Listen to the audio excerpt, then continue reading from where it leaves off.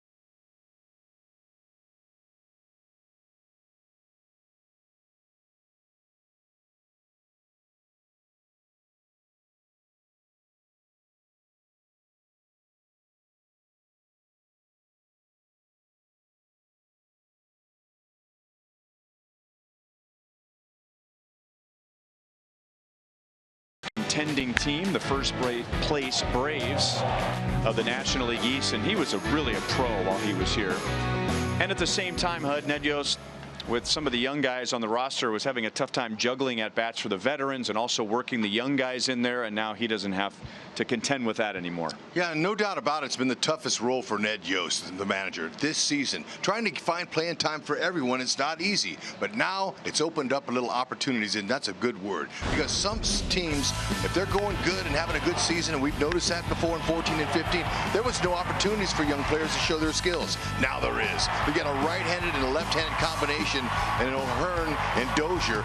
A nice little platoon situation, but we'll have to wait and see who gets the most reps. But they're both looking good. And then today, the Royals traded Drew Butera to the Colorado Rockies. And when we come back, Joel and Monty will talk about that and the corresponding roster moves.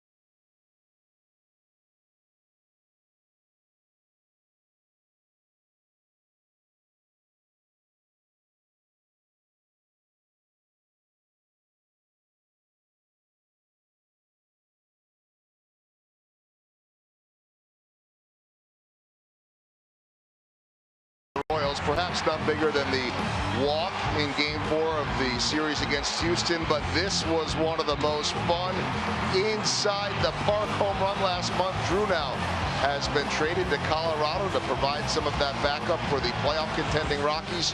Jerry Vastos, the minor league pitcher, the Royals receiving back. Joel Goldberg, Royals Hall of Famer Jeff Montgomery. More on Vastos during the game, but he's got great numbers. But now an opportunity for a young catcher to try to fill Butera's shoes. Right, and you know that Salvador Perez is going to get the majority of the catching behind the plate for the Royals now and in the future. But you got to find someone to replace the 35-year-old Drew Butera with the 25-year-old Cam Gallagher. So you go 10 years younger, plus you get a lefty in the trade. So here's an opportunity for Cam Gallagher to go out and do some things to just prove that he's going to be the guy that's going to back up Salvador Perez moving forward. Salvy's a little banged up with a sprained thumb, so Gallagher gets right in there with a chance to help the team tonight. He'll catch young Brad Keller, and Cashner on the hill. More baseball coming up.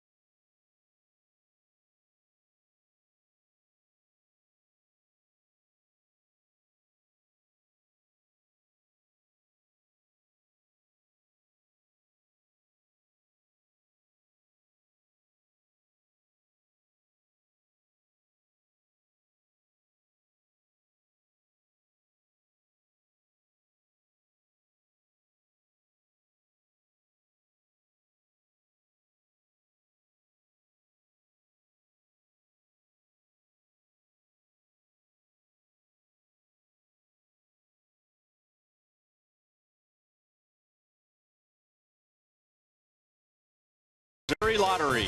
Every ticket played gives back to Missouri schools. So play it forward with the Missouri Lottery. And by Chevrolet, the most awarded and fastest growing brand the last 4 years overall. Find yours at your Kansas City area Chevy dealers. It has been a rough year for the Royals and the Orioles, but coming into tonight, the Royals have a 4-1 homestand, and the Orioles are coming off a 3-game sweep against the Blue Jays. The lineups and the first pitch are coming up next.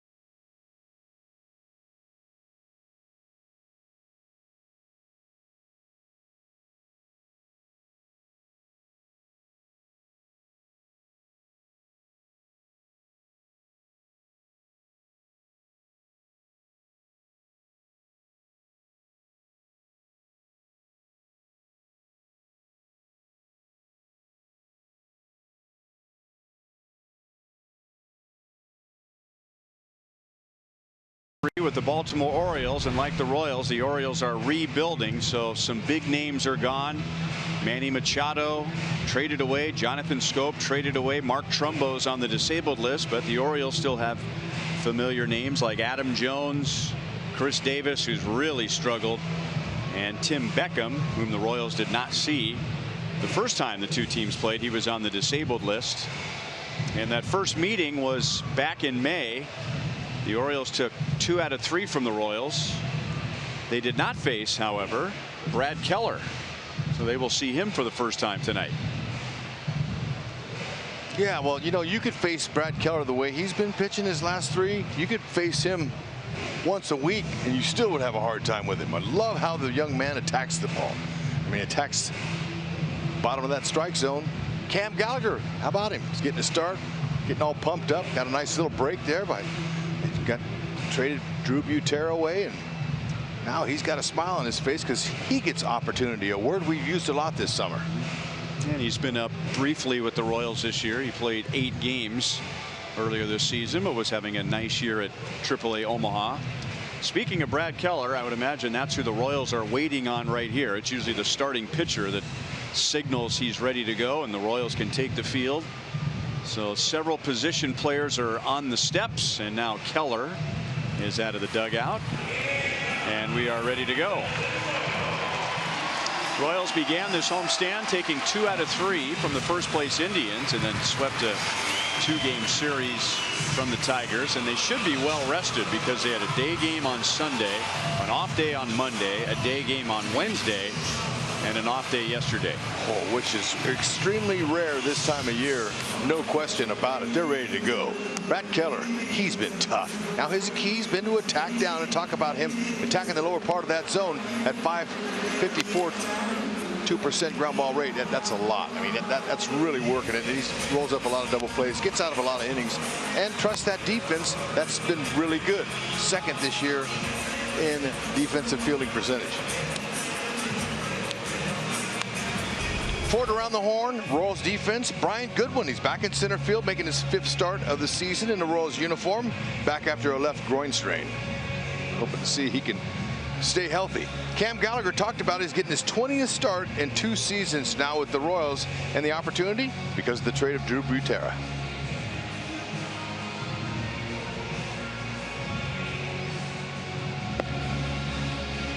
Well, Hud was talking about Keller and how well he's pitched lately, in particular his last 3 starts. He is our key drive to success. He is 2-0 over those last 3 with a tiny ERA. 2.12 and just 3 walks in 17 innings. He kicked off this homestand with a start against the Indians on Friday and took a no decision. And here's a new face. Switch hitting Cedric Mullins, who has taken over in center field. Adam Jones has shifted over to right. Mullins is out of the Orioles organization and has done well in 17 games, hitting over 300, and his on base percentage is just under 380. Yeah, he's a nice looking young player that has a lot of good speed. I mean, he can fly. Got a little pop in his bat too. And Phillips is back, and that is a leadoff home run. Number 3 for Mullins this year. Whoa, shocked the house.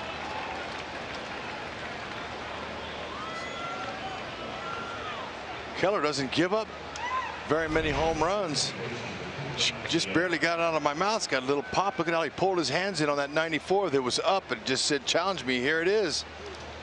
And he got it. And as he was rounding second base, he was going full speed. He had to look again, saying, I hit one out of this place.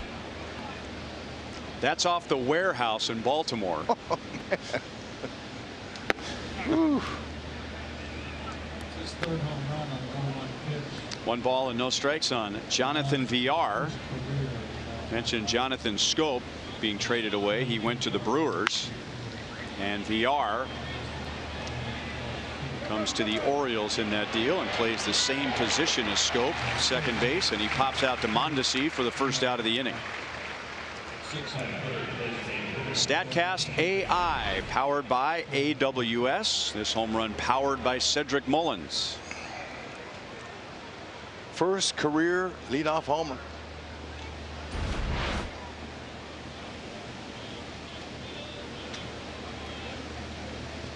And now Trey Mancini, who takes outside for ball one. Mancini is the Orioles designated hitter tonight.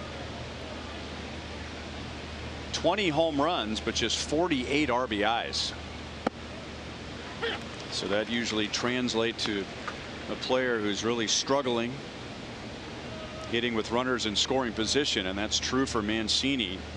He has a major league worst 152 with runners in scoring position this year. The Orioles, like the Royals, have done much better in the second half offensively, and so have some of the players as individuals like Mancini. And now he bounces it up the middle. Mondesi cuts it off and throws him out.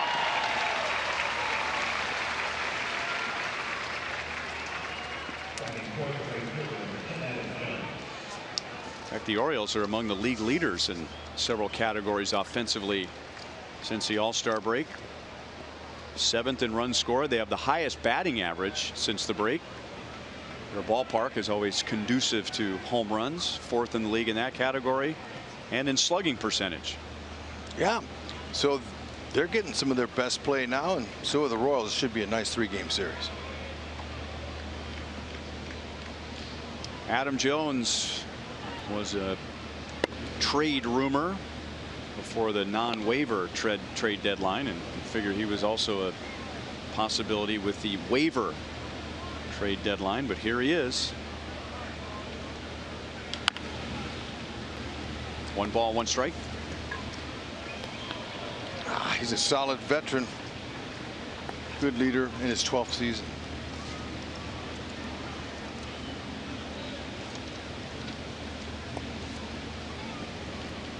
In the final year of a long-term contract, Adam Jones.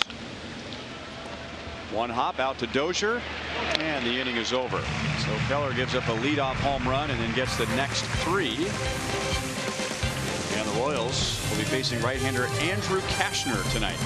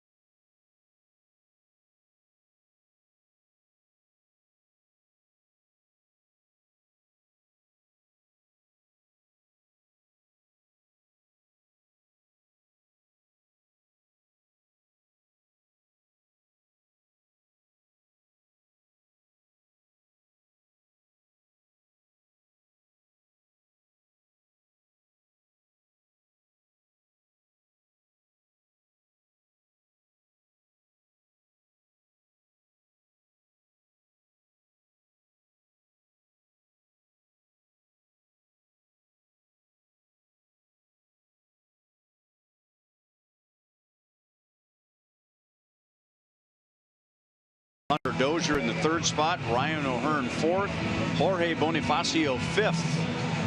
With the veterans, the veteran free agents this year, all traded away, and it's been a disastrous season for Andrew Cashner in his first year with the Orioles with a 4-12 record. He's also been on the disabled list twice with back and neck problems. Yep. Be ready for him.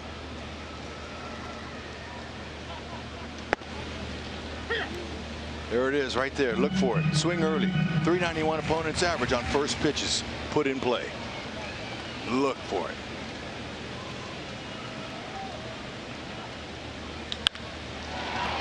Into right center field, and just beyond the reach of Adam Jones, and Whit Merrifield has a leadoff double.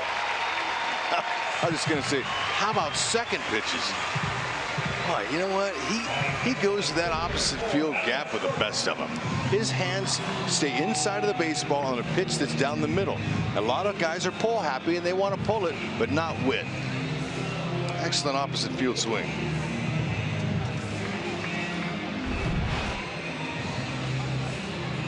Base hit 157 for Whit Merrifield, which places him third in the American League.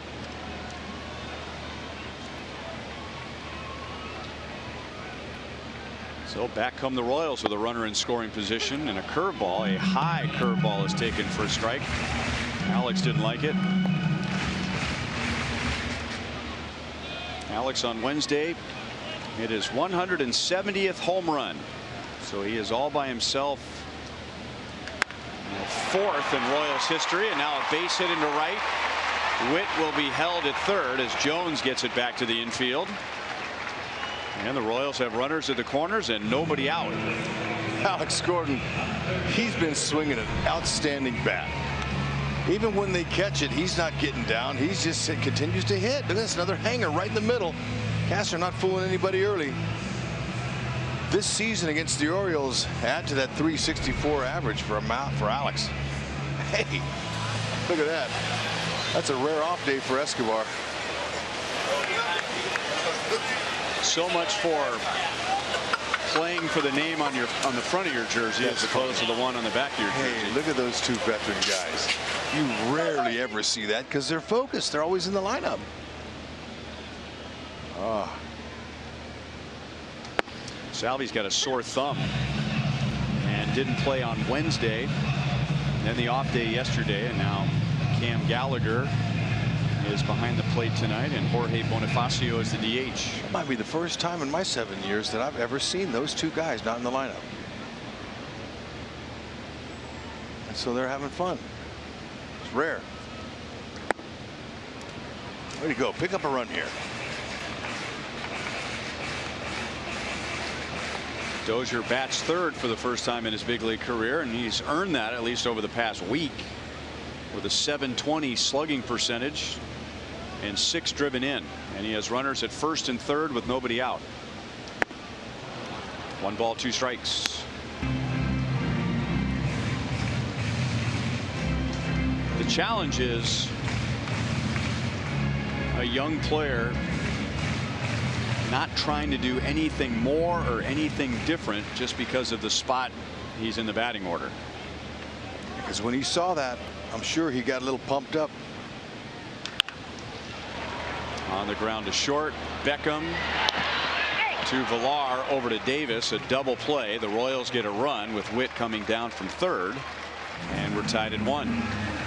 The Orioles defense has not been good. I'll leave it at that. But their center fielder, Cedric Mullins, speedy 24-year-old, making his major league debut on August 10th, became the first Oriole to get 3 hits in his debut. How about that?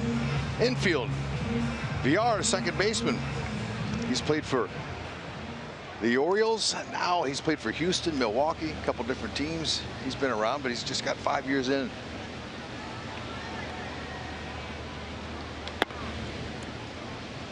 Two down to Ryan O'Hearn. He has driven in 4 of his 15 during this homestand.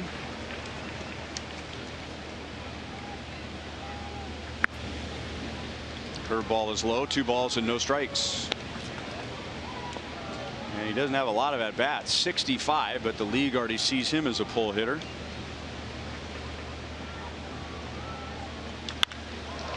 He can go the other way, and here he hits one into center field. It is trapped by Mullins, and O'Hearn is on with 2 outs.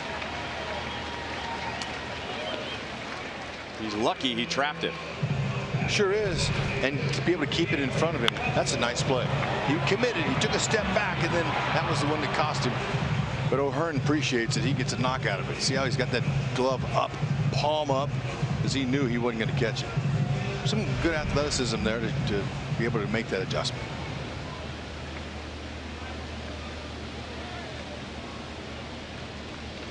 Jorge Bonifacio batting .234. Down and away for ball one. But .385 is Bonifacio's batting average during the homestand.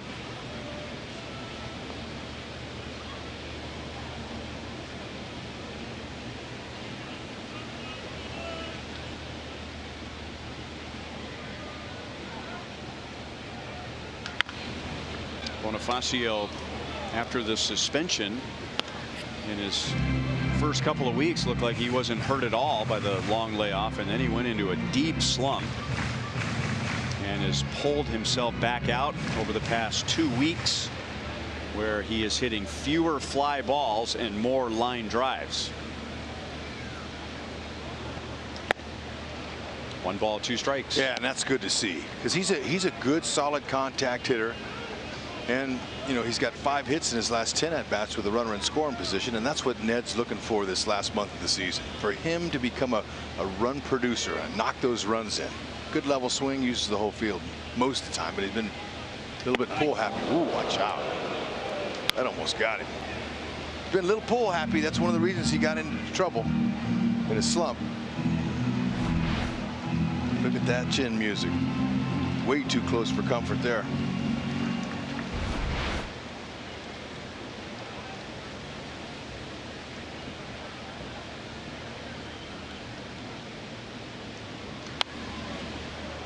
Still 2-2.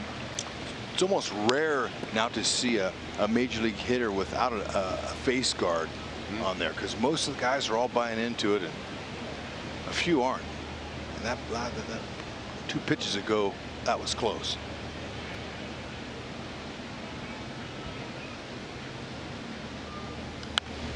You know, Jorge Soler might have been one of the first guys to start that trend, because usually the player had that face guard, there was a story behind it. You know, at some point they'd been hit in the face. And Soler last year had one. I remember asking him, did you get hit in the face in the minor leagues or the big leagues? And he said no. He just borrowed a teammate's helmet who had one of those guards on it, and he didn't even notice it. So why not use it? It's just extra protection. And yeah, as you said, there are very few guys now, or there, I should say, far fewer guys now without him than with him. We never, in the 80s, 90s, never saw anything like that, because guys, not every pitcher threw 95 to 98 miles an hour. Beckham cuts it off and throws out Bonifacio, and that ends the inning. So the Orioles get 1, the Royals get 1 in the first.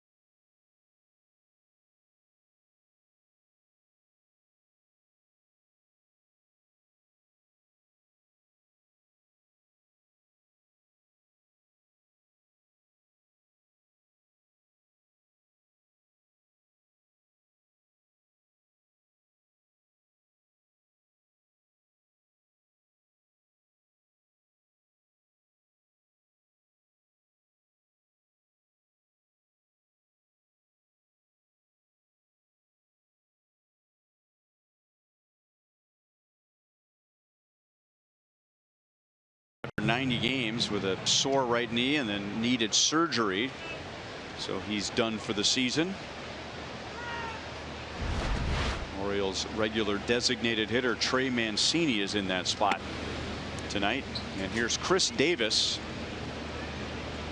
in the second year of a very lucrative 7-year contract, and he's hitting 173. 2 balls and no strikes with big strikeouts.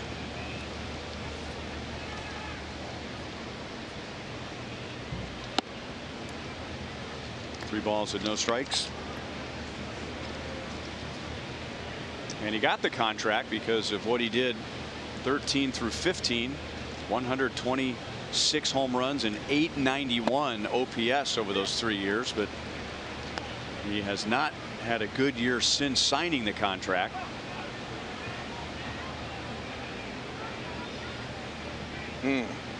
Yeah, you know what, you can pitch to him. He's got a big swing, and he's a great low ball hitter. When he's in a groove, you can't, he'll hit him off his shoe tops out of the ballpark. Effortless swing. His years, he's had big home run years. Just amazing to watch him. But you can pitch to him.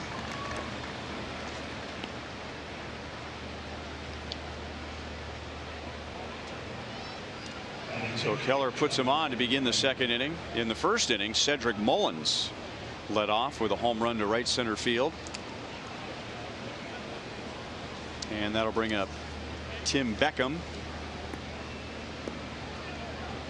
who had a breakout year last year after he was traded from the Rays to the Orioles. He has spent some time on the disabled list this year with a left groin strain.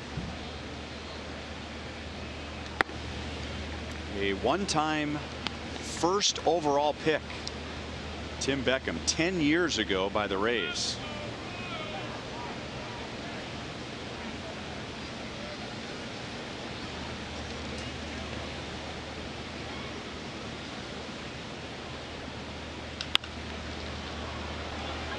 Shallow right center field. Brett Phillips is in right tonight, and he's got it. One down. As you enjoy Miller Lite, look forward to the Hold True moment later in tonight's game.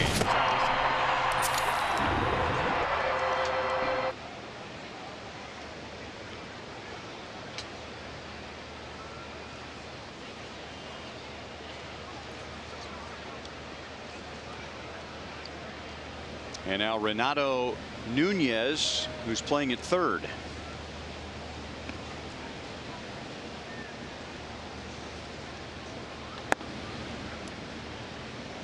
One ball and no strikes.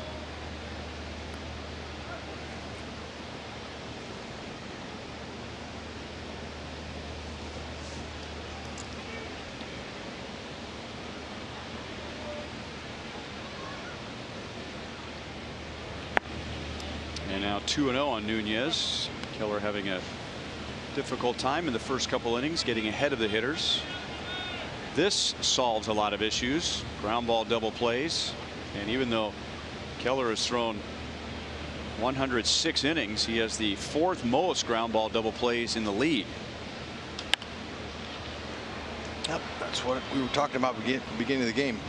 Attack the lower part of the zone. Keep her down. That's the thing that's impressing Cal Eldred the most. How about Keller? Now his slider and changeup, those are a couple of pitches that Cal told me that he's been impressed. He's getting better and better each time he goes out. Just a rookie pitcher. Those secondary pitches will be big for him later.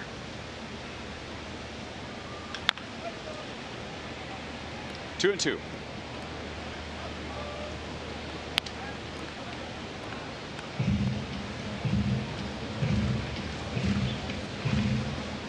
Nunez has some high upside. He's got some good power. They think he projects to be a middle of the order bat. But it's just a process. The Orioles aren't used to rebuilding, and now they're starting to rebuild because they were not expected to have a team perform so poorly this year. So it's going to have to be patient with him. See if he can make this play. And he does. Nice. Nice play. Hunter Dozier over to O'Hearn, 2 down. Today we're watching the Royals take infield practice before they started their hitting, and they were working on slow rollers. So this was like no problem. Look at him. That's great. Throw off that right leg, go down there, scoop with the ball underneath, the fingers underneath. Watch this. Underneath. Yeah, right there. Throw off the right leg. One step. Beauty. Perfect.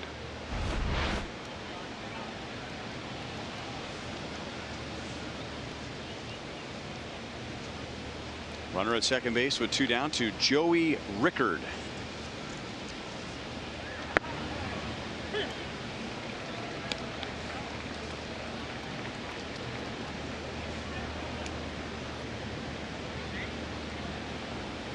He has played in just 59 games for the Orioles this year. He was a Rule 5 pick like Brad Keller is this year. 2 seasons ago for the Orioles. Coming over from the Rays organization.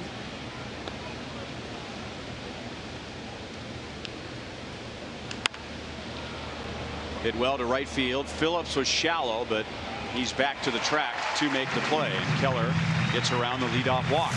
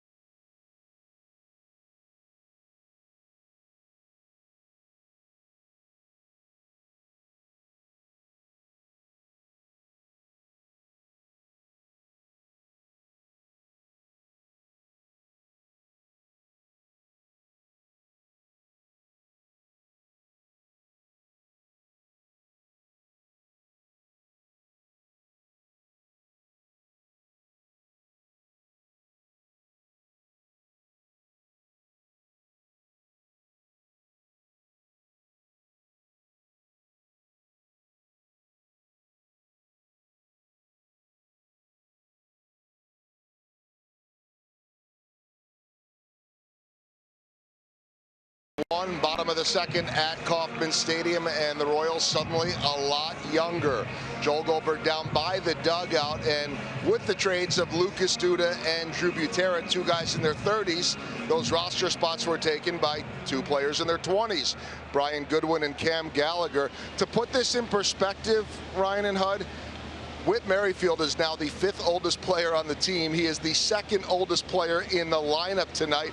Brian Goodwin is the 3rd oldest player in the lineup. Cam Gallagher walked out today, and I said, "What do you think?" And he said, "It's weird. It feels like I'm playing with all of my minor league teammates." And Mike Jerschley summed it up best and said, "Do you think these guys are getting younger? I'm the 2nd oldest coach on the staff behind manager Ned Yost." Suddenly a very young team. That's usually what happens when a team gets younger. Everyone starts pointing to the guy or guys that's older than them. And that list gets smaller and smaller. Yeah. That's why it's such a young age. I think they're young in their 30s, but that's a little bit old for baseball and most professional sports. That's just the way it is. You're not looking forward to that next birthday. It's good to see Brian Goodwin back, who was swinging the bat well for the Royals when he went down with a left groin strain 1 month ago today.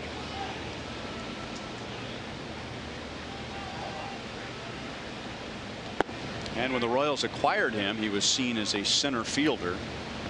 And then the Royals went out and got Brett Phillips, who's also a center fielder, so they'll both get a look there in the final month of the season. Back to Cashner. 1 out.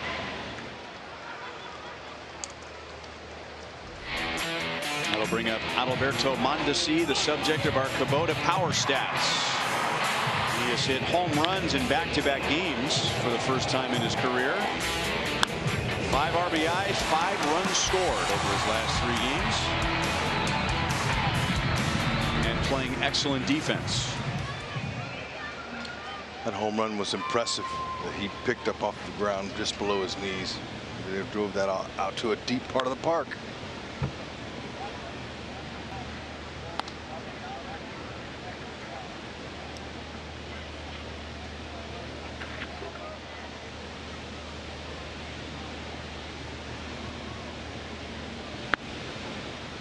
One ball, 1 strike. Joel has reported on this. Ned Yost and Dayton Moore have shared with us that Adalberto is getting over the stigma of going to the trainer's room. There's a shot into center field and a hanging breaking ball. You probably remember, Hud, when you were a young player, you were a little cautious about going in the training room and what would the coaches and the managers think. Yeah, asking for some treatment. Yeah, and it was the veteran players mainly that were going, oh, look at the young man, look at the young guys going in there for some treatment. You know, it's definitely there. You don't want that. But you know, interesting how the Orioles were playing him as a power pull hitter. He'll change that quickly once he starts pushing that ball down the third base line and utilizing his speed. Mondesi right now, we're not really sure what kind of player he's going to be. Is he going to be we know he has all the tools, but is he going to be a guy who gets on base and steals, or is he going to be a power hitter, home run hitter? He has a chance to do it all, but that power shift that defenses are playing him on, he'll be able to hit against that.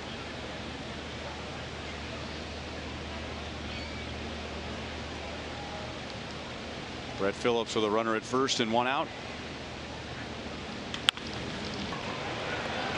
Backhanded by VR, out at second. No chance for a double play. The Royals had excellent speed on the bases. And Phillips is on with 2 down.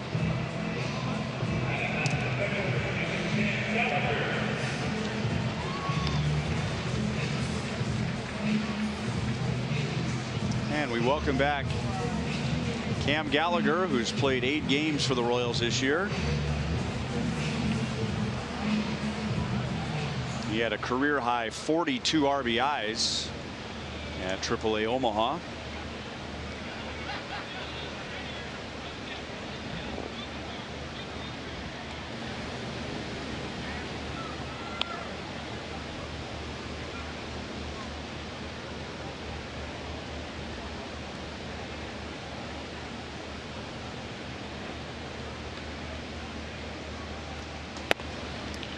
A little bit high for ball 1.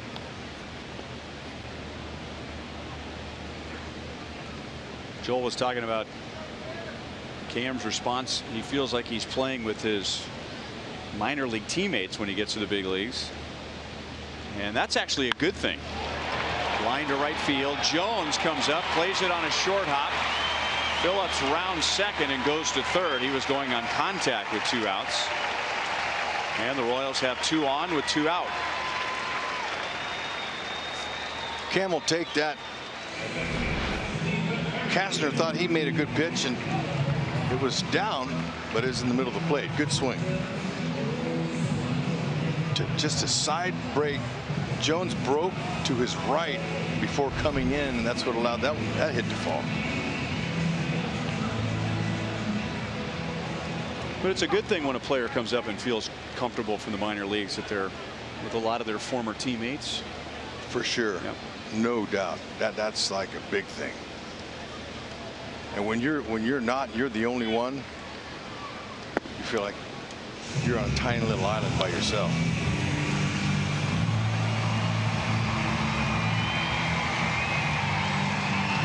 Merrifield doubled leading off the first inning and then scored when Dozier grounded into a double play.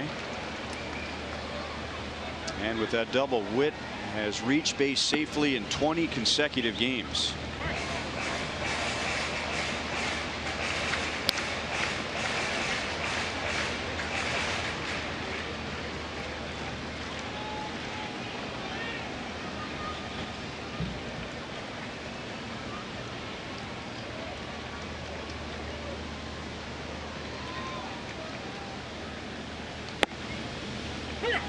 Got the call on the slider. Ben May is the home plate umpire.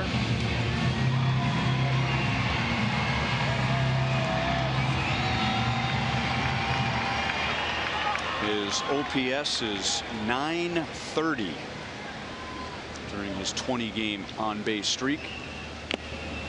Took a big rip on a fastball in. 2 balls, 2 strikes.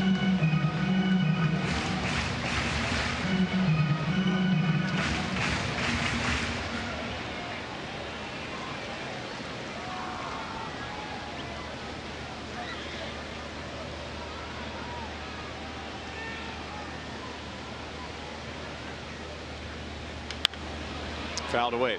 You brought up his ability to hit the ball to the opposite field, and we touched on this last weekend during the Royals Indians series. To his credit, Witt has remained Witt. With all those home runs last year, I think most players, with the lack of big league playing experience, and Witt is an older guy, but he doesn't have a lot of big league experience. And we've seen a lot of guys the next year trying to pull more balls, trying to hit more home runs.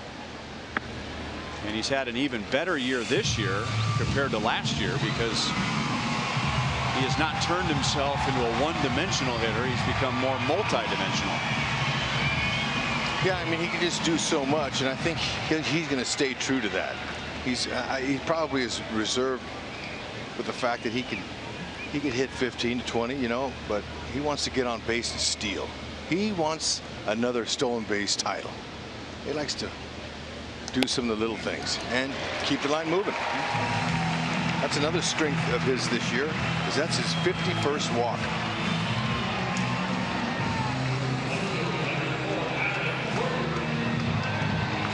A little trouble for Cashner with 2 outs. And you know, it's a little bit humid here still. I mean, it's kind of a warm day, humid day. Cashner looks like he's getting a little bit winded out there.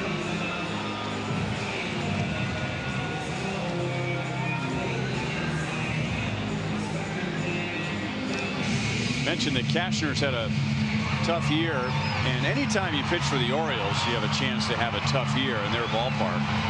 But it's not just Camden Yards. And over his last 3 games away from Camden Yards, his ERA is almost 10. And look at what opponents are doing with runners in scoring position. Ooh, man, get him. Outside to Alex. He singled to right field in the first inning. 3 career grand slams for Alex. Love to make it 4 and give Keller a nice cushion. And Cashner, though, he's careful. He's not giving him anything straight.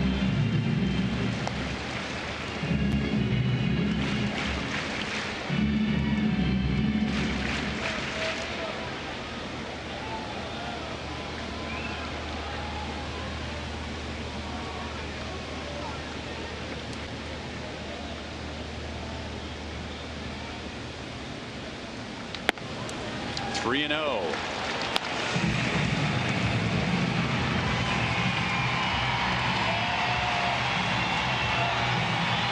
Mike Jersley gave Alex the universal take sign.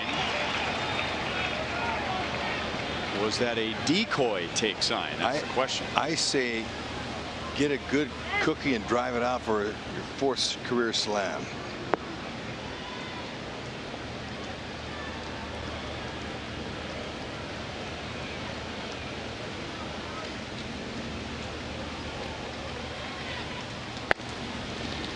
Wasn't a good pitch to swing at. Nope, didn't want it.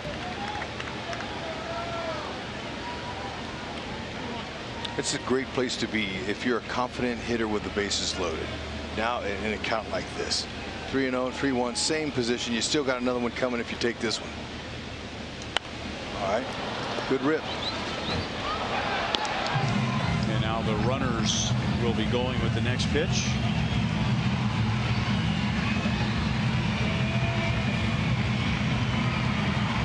Phillips is at third. Gallagher is at second.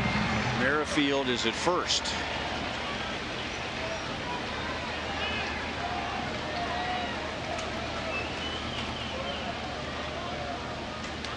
And Cashner comes back from 3-0 and gets a strikeout, and the Royals lead the bases loaded.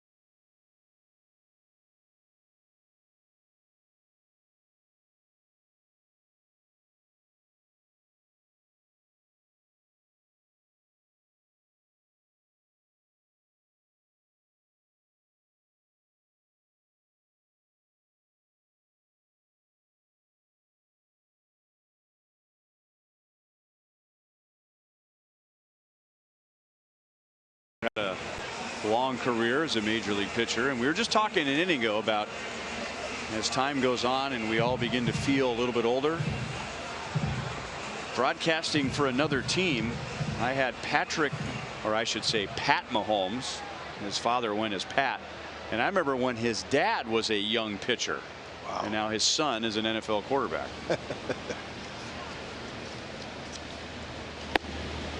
Great to see him here.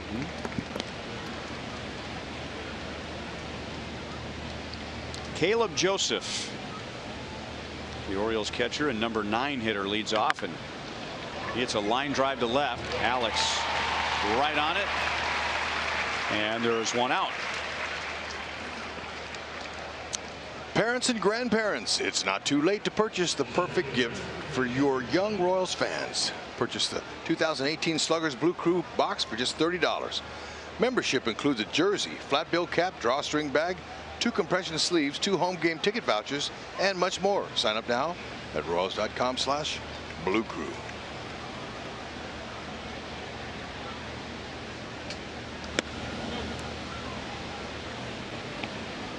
Cedric Mullins hit his first big league leadoff home run.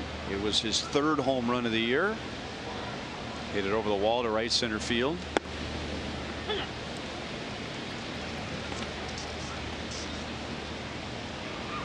He is a product of the Orioles organization out of Campbell University in North Carolina. Bunted foul, 1 ball, 2 strikes. This was just, I mean, like, I was amazed. I couldn't believe it. He does have some pop because he's hit some home runs in his 4 years in the minors. But man, he didn't even believe he hit it out. Speed is what he has, that he uses at the top of that order. He can bunt. Heck, he hit 24 triples in the minors.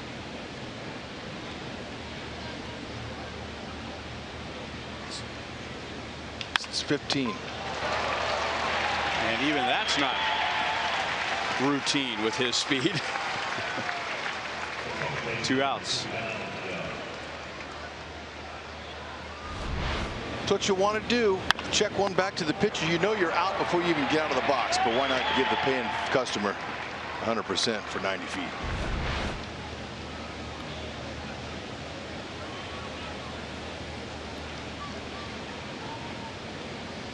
So Keller set down 8 of 9 since Mullins' home run. He got VR on a pop up to short in the first inning.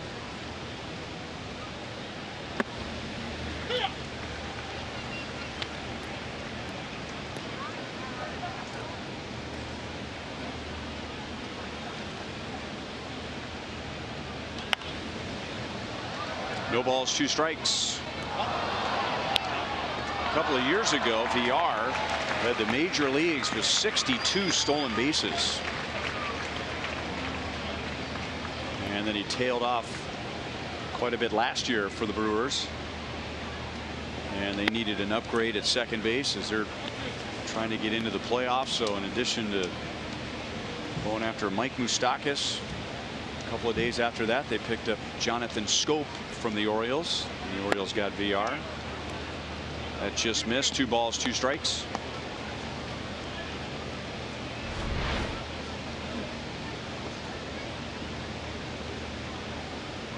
Good slider. That's where he wants it.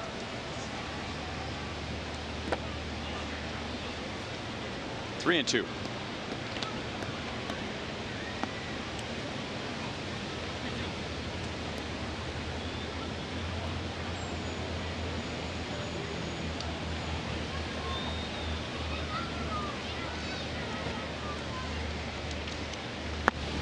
Got him with a fastball at 95. Whew. And that's Brad's first strikeout tonight. And his first 1-2-3 inning. Nice. Bayou.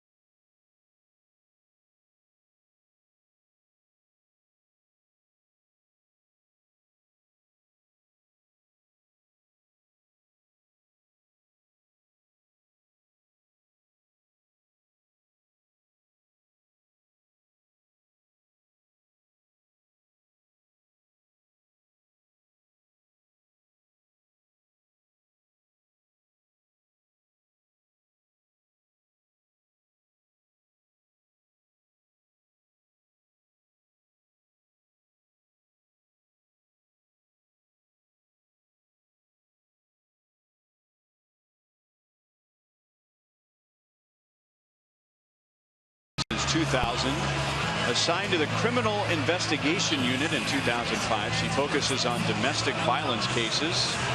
And Erica has been an essential component of the collaboration between Hope House and the Lee's Summit Police Department, assisting victims with getting services and holding offenders accountable. And somewhere, Buck O'Neill is saying, Erica, you have a seat right here tonight. Yes, thank you, Erica, for your work. It's very important.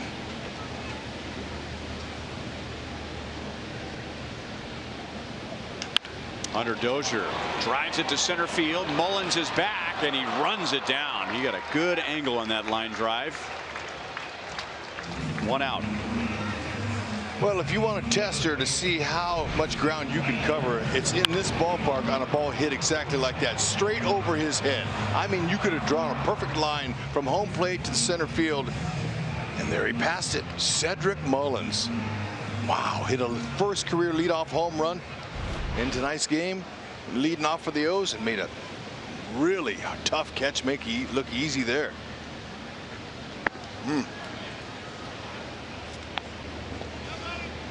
Ryan O'Hearn singled in front of Mullins, who went into a dive back in the first inning.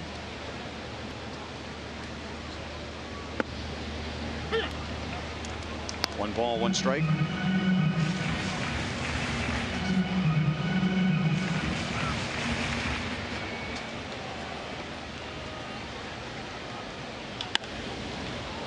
Hit in the air to left field. Rickard waits, and there are 2 outs. Tomorrow afternoon, Fox Sports Kansas City will bring you both the Royals and Orioles and Sporting KC's match against the Seattle Sounders. Coverage of Sporting KC begins at 2:30, followed by coverage of the Royals at 5:30.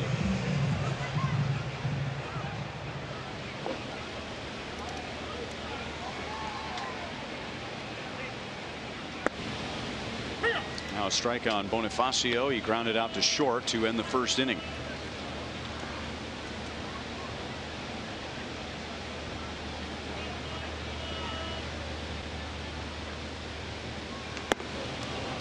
One ball, one strike. And before he grounded out in the first inning, Cashner buzzed the tower just like he did with that last pitch. Set up soft away.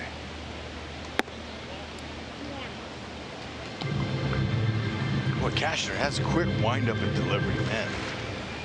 He's really fast with coming out of that initial start.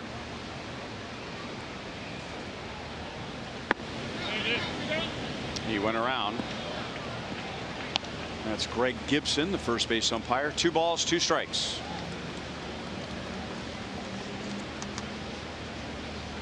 Quick arm swing.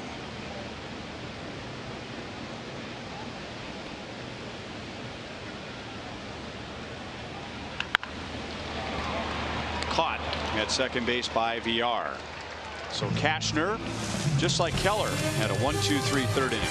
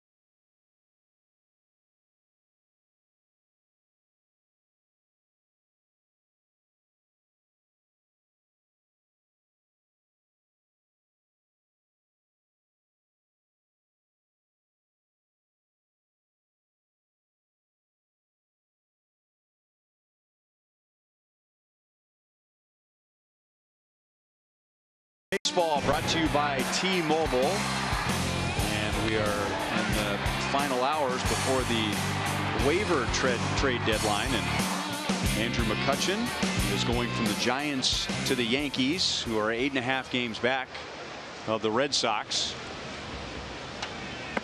And the immediate reaction was, does that mean Aaron Judge, who was hit by a pitch by Jacob Junis and broke his wrist, he had some sort of a setback? And the Yankees say no. They are tied for the wild card lead with the A's. Ryan Madson who pitched so well for the Royals in 2015, has been traded from the Nationals to the Dodgers. There's some reports that Gio Gonzalez has been traded to the Brewers. Drew Butera was traded to the Colorado Rockies earlier today for a left-hand pitcher, Jerry Vasto. Good. Joel and Monty were doing a report in their Price Chopper Royals live pregame show on that young lefty. It said he's a pretty good lefty. It's a nice spot right there. That's a four-seam fastball with natural movement. That's one of the things that they really like about Keller when they picked him up from Arizona. Arizona said we didn't want to let him go, and we didn't actually let him go. They tried to hide him down there, but we got him in the Rule 5, and said that the pitching coach there worked with Keller with Arizona. You have great natural four-seam movement. He couldn't control it, and then we just saw what it looked like. That 4 and 2 seamer are really good pitches for him.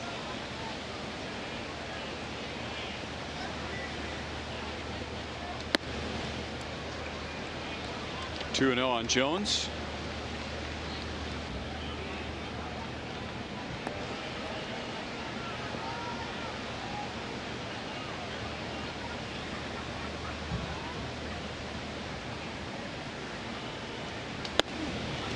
Two balls, one strike.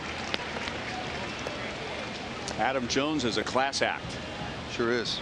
And he has moved to right field to make room for Cedric Mullins. Jones has won 4 Gold Gloves playing in center field.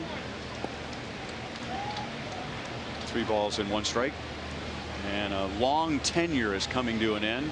Our Toyota League leaders, only Yadier Molina, Joe Mauer, and Ryan Zimmerman among active players have been with their current team longer than Jones,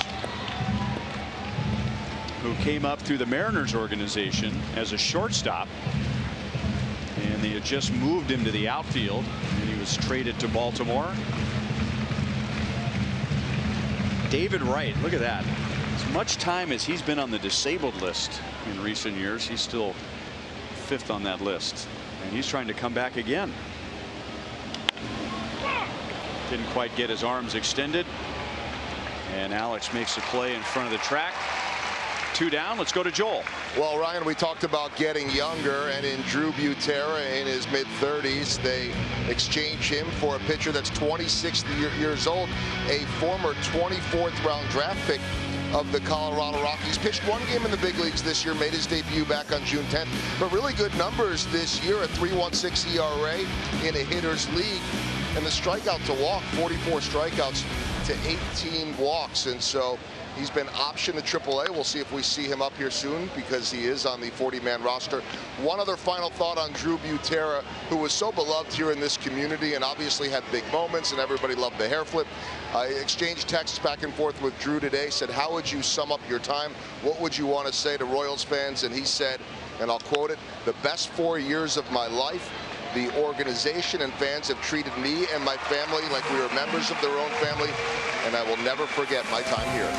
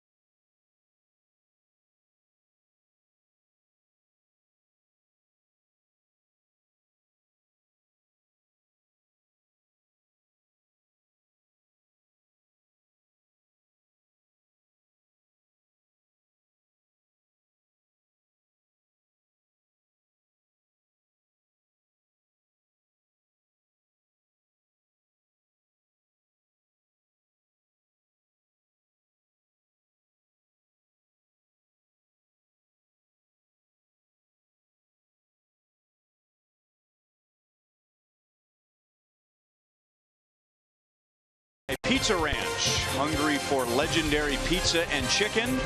It's Pizza Ranch for the win. The Orioles got a leadoff home run from Mullins in the first inning. The Royals got a leadoff double from Merrifield in the first inning, and then he scored later in the inning on a double play. So 1-1 to the bottom of the fourth. Brian Goodwin in his first at bat, back from the disabled list, grounded back to the mound, leading off the second, and now he leads off the fourth.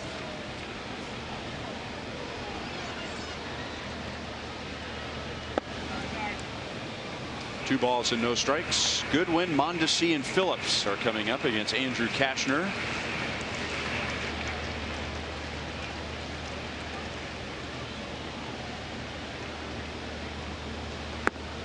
I remember when Goodwin went down, we were talking quite a bit about it. Really seemed like he was a player who had a good feel for what type of player he is.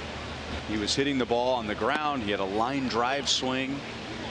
He was trying to go up the middle. He was trying to go the other way so that he can get on base and use his legs. He didn't seem to be trying to lift the ball. And that's a good start. And that's Kashner's second walk. No, and you know, the way the Orioles defense, it seems like they're playing every left-handed hitter the same way, to pull. Dead pull.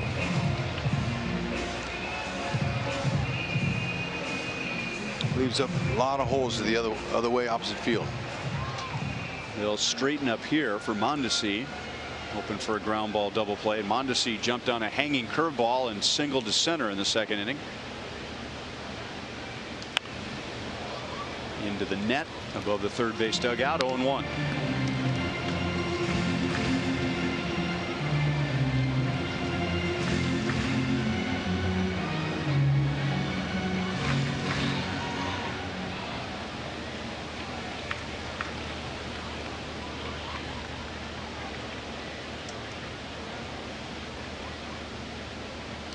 And now bunting, and Joseph makes the play.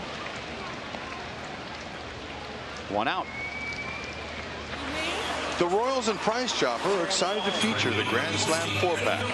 Perfect for your family. This ticket package includes 4 seats in the View Reserve section, plus 4 Royals caps, all for just $44. Head to your local Price Chopper to purchase this exclusive deal, good for most Sunday through Thursday home games. Great to see the families out at the ballpark. Munching on a big old waffle fry. That looked pretty good, too. Just down and away to Brett Phillips. He reached on a fielder's choice in the second inning.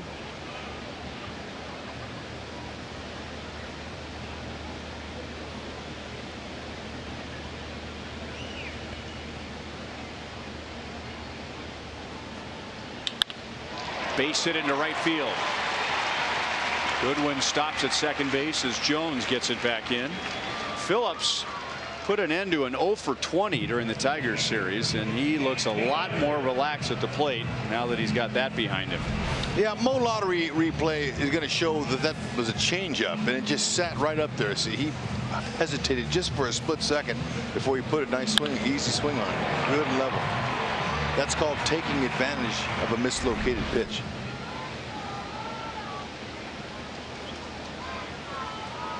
That's what hitters wait for. And if a pitcher never gives them to you, you don't hit. It's pretty simple. That's how hard it is. Cat and mouse game.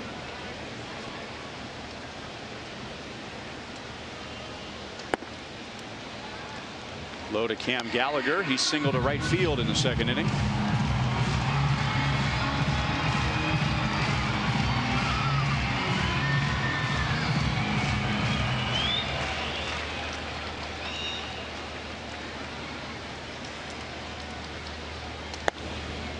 Inside, 2 balls and no strikes. You know, you mentioned that, and that's so important about Cam Gallagher getting here, looking around the locker room, seeing all of his buddies. That's huge. And when you have one of your friends there, that's big. But when you have 3 or 4 guys, you're like, hey, all right, jump on, I'm driving. You feel that confident. And he's been here before. That helps as well. He's got a big league grand slam. Yep. Sonic slam. Wow. August the 14th at Oakland last year. A grand slam worth $25,000. And then we had another one this year. Abraham Almonte, who was the ultimate money man. He hit all of his home runs in the 6th inning. Yeah, he did. He had all those triples, which are worth $1,000. There you go.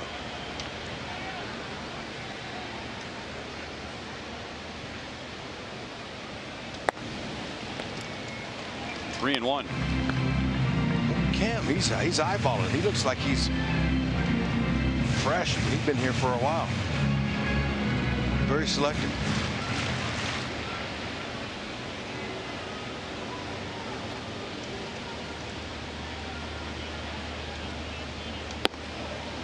Outside for a walk. Cashner has walked two. Two in this inning, that is. 3 in the game. And now they're loaded up for Whit Merrifield. Royals loaded the bases with 2 outs in the 2nd inning, and then Cashner fell behind Alex Gordon 3-0 and came back and got a huge strikeout. And that's his only strikeout. Whit has doubled and walked so far against Cashner. And this season he's 0 for 4 with them loaded, and has never hit a slam in his career.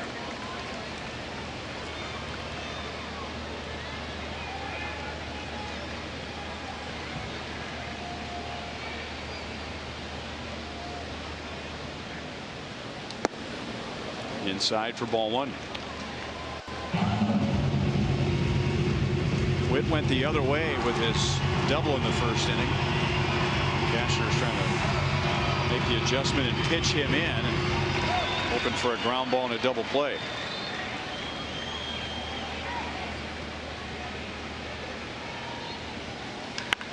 That's well hit to center. Mullins is back and has room. 2 runners tag. Goodwin comes down from 3rd to give the Royals the lead. And Phillips goes to 3rd on Whit's sacrifice fly. 2-1 Royals. Oh, nicely done. But for the slam, he hit it in the wrong part of the ballpark. 84, little spinner that just stayed up saying hit me, and it was hit. 400 feet or better. Camden Yards, that's a salami.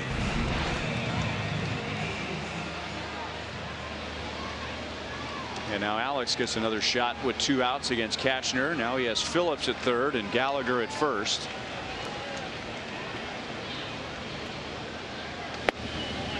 Curveball hangs high. Alex singled in the 1st inning and then struck out with the bases loaded in the 2nd as Cashner came back from 3-0. That is Cashner, by far Cashner's biggest out of the night.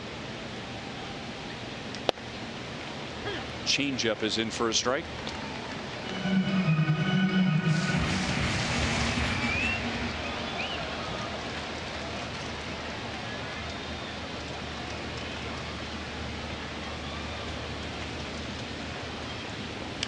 Out over the plate.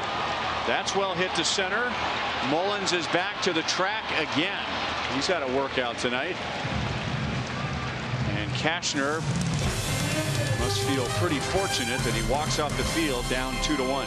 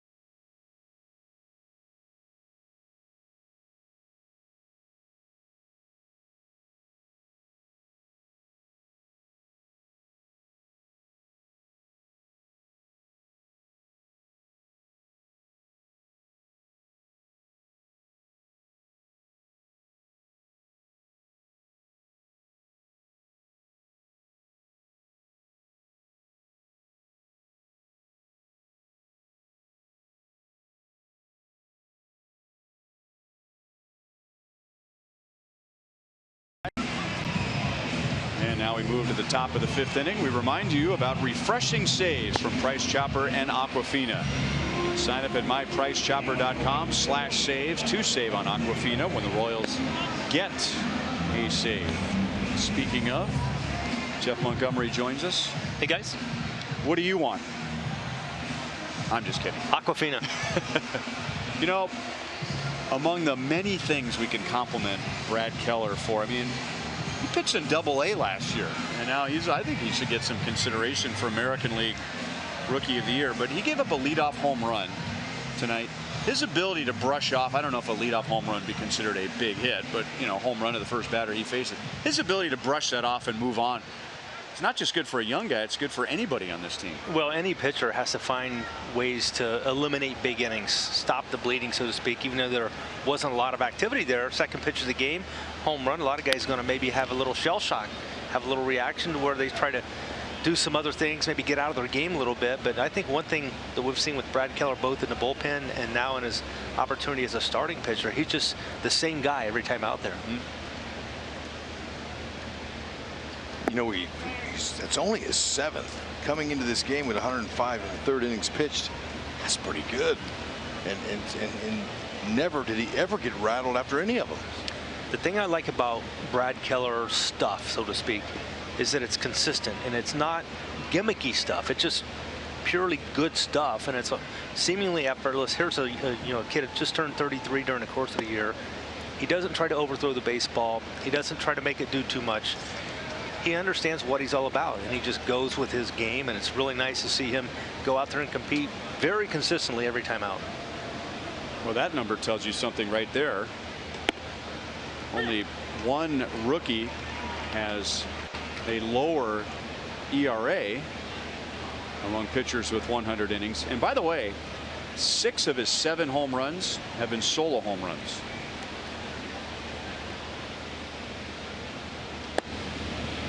Great location on 3-0, or 3-1 rather. Tim Beckham flied out to right field in the 2nd inning.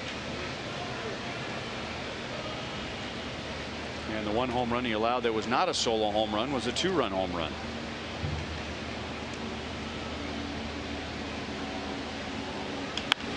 Jammed him. Dozier cuts in front of Mondesi and throws out Beckham.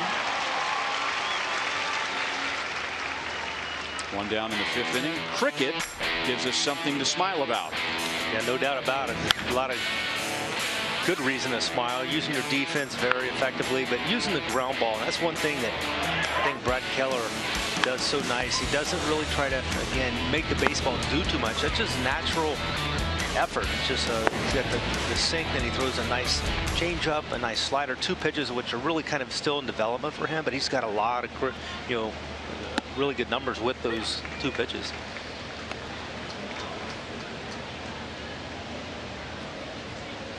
Nunez was out on a nice play by Dozier in the 2nd inning on a little dribbler up the 3rd base line. Brian, there's a lot to that. So just giving up solo homers. I mean, multi-homers with multi-runners on base, that's what sinks you, and it sinks your team. That's impressive.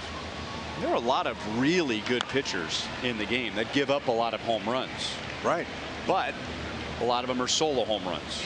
Tells me he's able to make his pitch when he needs to, and then when a guy's leading off an inning, hey, he's going to challenge him. You know, a lot of the home runs now tonight was on a fastball. A lot of the home runs he's given up were on his secondary pitches, but those are pitches I talked about that are going to get better and better as he goes on. Very difficult to hit a 94 to 96 mile an hour fastball down in the strike zone out of the ballpark. You're good.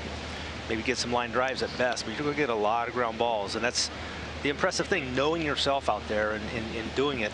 And another thing to me that is impressive about a rookie who has, a season's worth of success, you're going to have your ups and downs during the course of the season. And I think when you look at a guy who has a tough game, and unfortunately here's going to be a tough play for Adalberto Mondesi on the error, but how do guys bounce back when they have failure? And I remember when Brad Keller was still in relief, we had a game in Detroit. There was a walk-off home run. Jacoby Jones hit that home run to walk him off. And how does a player recover, respond to that? And Brad Keller got right back up on a horse the next time out and was exactly the same guy. which is hard to do for a guy who's been around for a while. Exactly. Let alone someone who had not thrown a pitch above AA before this year.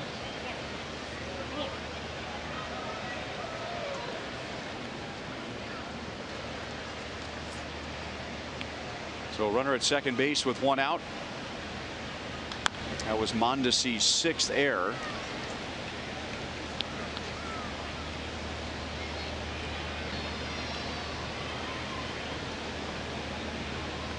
Gonna do that every so often. Guys are not robots, are they? Nope. All that is just the release point. Just let go of it a little too soon.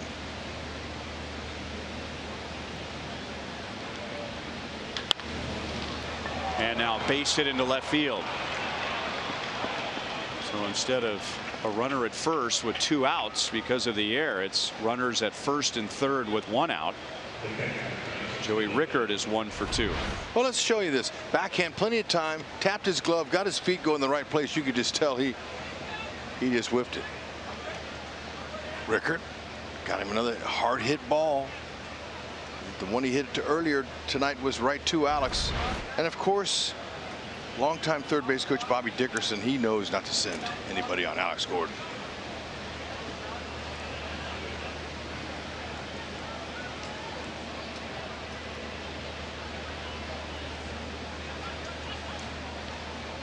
Keller has 16 ground ball double plays this year.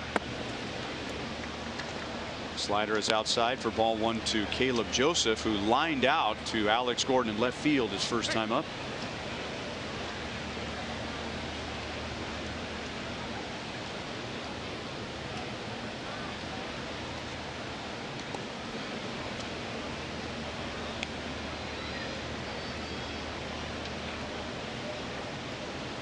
That base hit by Rickard, by the way, is the first hit that Keller has allowed since the leadoff home run to Mullins.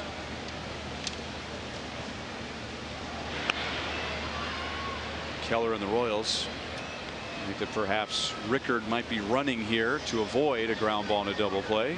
Wayne Kirby is the Orioles first base coach.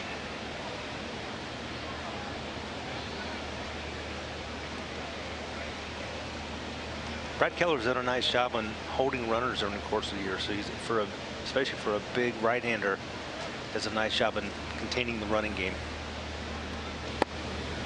And then makes a pitch like that.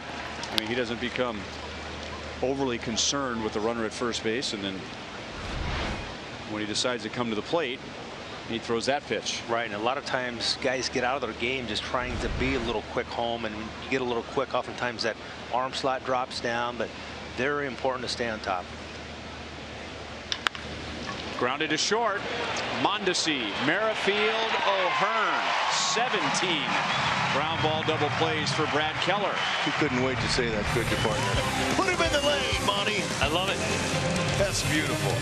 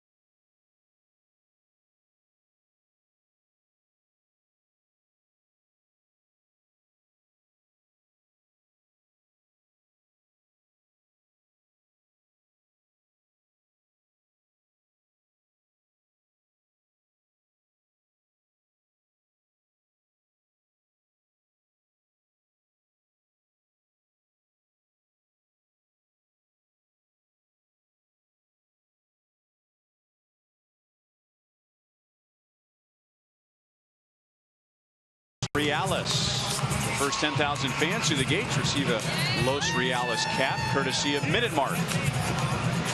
And don't miss your chance to vote for your favorite dip in the Salsa Showdown in the outfield experience after the gates open at 4:30.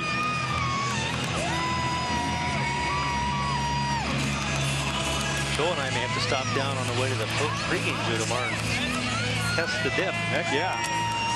And then Joel could, if they have a salsa dancing contest. It's a little known fact, but Joel and Susan Goldberg are great salsa dancers. Heads up, Joel, if you're out on the set. Wow. Gone. Into the shrubs. Hunter Dozier puts the Royals in front 3-1 with his 8th home run of the year.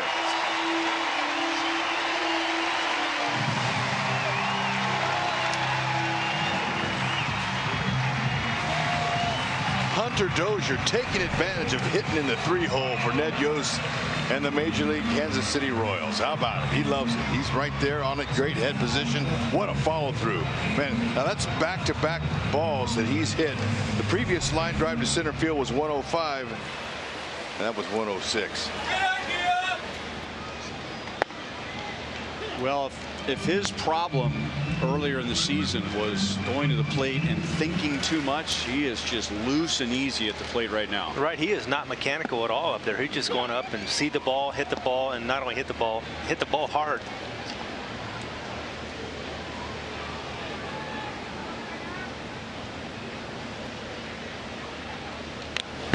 Fouled back by Ryan O'Hearn. Now, hitter's question for you, Hud. Most really good hitters are smart hitters, so you want them thinking at the plate, right? So where do you cross the line where the thinking becomes too much thinking? Now O'Hearn hits that hard, and Mullins, who he has already surpassed his steps for the day by about 5,000, runs one down onto the track again, one away. I'll get to that in just a second here. Let's take a look at this StatCast. Man, oh man, does that ball jump there? 106. It had high launch angle for sure. Long way. 423. Let's see. Check it out. I like the rock back. See, he's going back to come forward. Nice step. Everything else stays still. Freeze it right there. Look at that. Love that head position. Love the lines. It's really beautiful. Good swing. But Ryan, when you come to the ballpark, you maybe want to just get a little video time. You start thinking about that day's pitcher, watching him. You might want to look at some mechanics of how good you've been going, some of your good swings. Then you go out to BP, you think a little bit, talk to your hitting coach. And then once the game starts, you just go up there and you've already processed everything. Now it's muscle reaction time. Try to let it go and just go out there and react and compete. Try to keep it as simple, because hitting can be difficult, especially when you get into mind.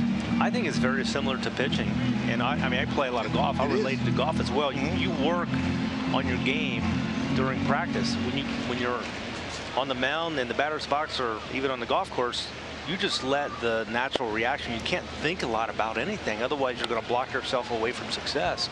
And I think that's what Hunter Dozier is doing now. He's worked on everything. He's got the swing down to where he wants it, and now he just goes out and he reacts to the pitching. Now Bonifacio goes the other way and drops it in front of Jones. So it sounds like what the both of you are saying is, do your thinking before the game. Take that information into the game, but when you start competing, that now it's just all about, for you, executing your pitches and you just seeing the ball and hitting it hard. That's right, and that's where the confidence factor really comes in. If you're not confident, you're thinking. You're going back to your, oh man, what am I going to do here? It tightens you up. So if you're going good, like Dozier is now, O'Hearn, those guys are hitting back-to-back of each other. Not only are they Royals teammates, but they were good friends before that. Bonifacio, he's been breaking the ball at a nice clip. They're confident, and they're just letting everything happen. Because, you know, for every guy who just goes up there and reacts, I mean, we will hear after the game a hitter say, well, I went to the plate. Alex Gordon, for instance, that huge home run in Game 1 of the World Series. He knew that when Familia would speed up his motion, slide step, quick pitch, that he threw a certain pitch. I can't remember if he said, you know, it was almost always a splitter or whatever. So there was a thought process going on in a very, very important game. So it's not like he was up there without thought and just seeing ball, but he was looking. He was looking. But so there is a plan. There is a thought process, but it can be taken too far. Right, understanding the situation, but then letting the muscle memory take over once it's time to execute. And your eyes will tell you what your hands where to go, what to do. Right-hander Jeffrey Ramirez, as Kashner is moving up on 90 pitches.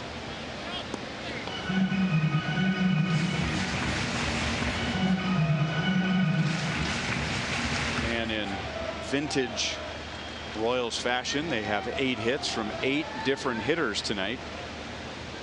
And the only one without a hit is Goodwin. He has chipped in with a walk and a run scored. Rickard brings that down in left field, 2 away.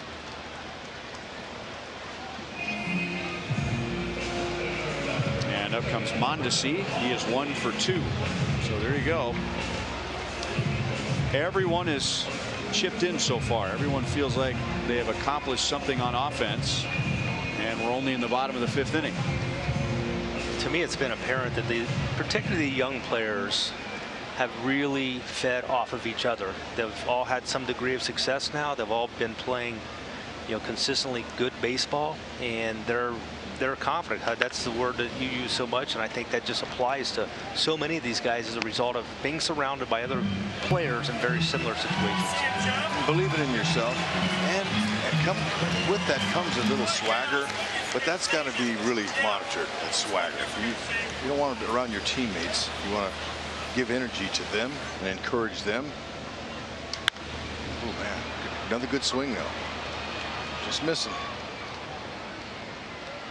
Monty, keep an eye on Joel and his salsa dancing. I will. Take us home, guys. See you in the postgame. Get a video of that, please.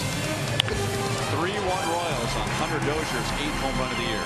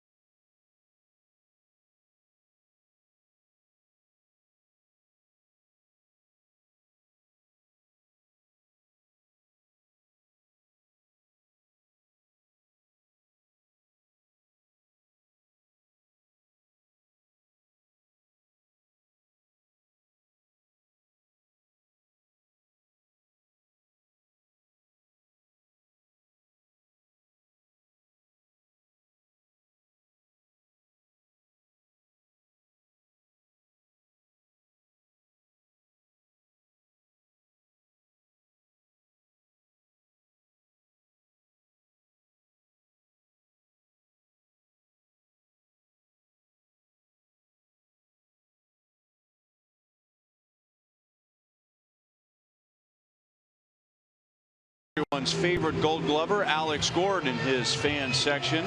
For $35, you get a seat in left field, a Gordo Big Head, and a premium Gordo Nation shirt. That's every Thursday home game, and we're running out of those. In fact, we have one left.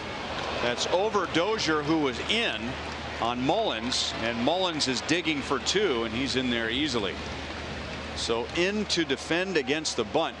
When he hit a home run, Hud, I was thinking to myself, that home run swing reminded me a little bit of Kenny Lofton, who could turn on a ball occasionally and hit for power. And that right there, Kenny Lofton would bring that third baseman in and would find a way to shoot one either by the third baseman or in this case bounce it over his head. I'll tell you what, it's the first time we've seen the young man play. I'm a believer already. Leadoff homer, the bolt that Dozier hit over his head that he caught with no problem. The way he's handled the bat there, chop knock over Dozier's head. Just what you want, leadoff guy. VR has popped to short and struck out.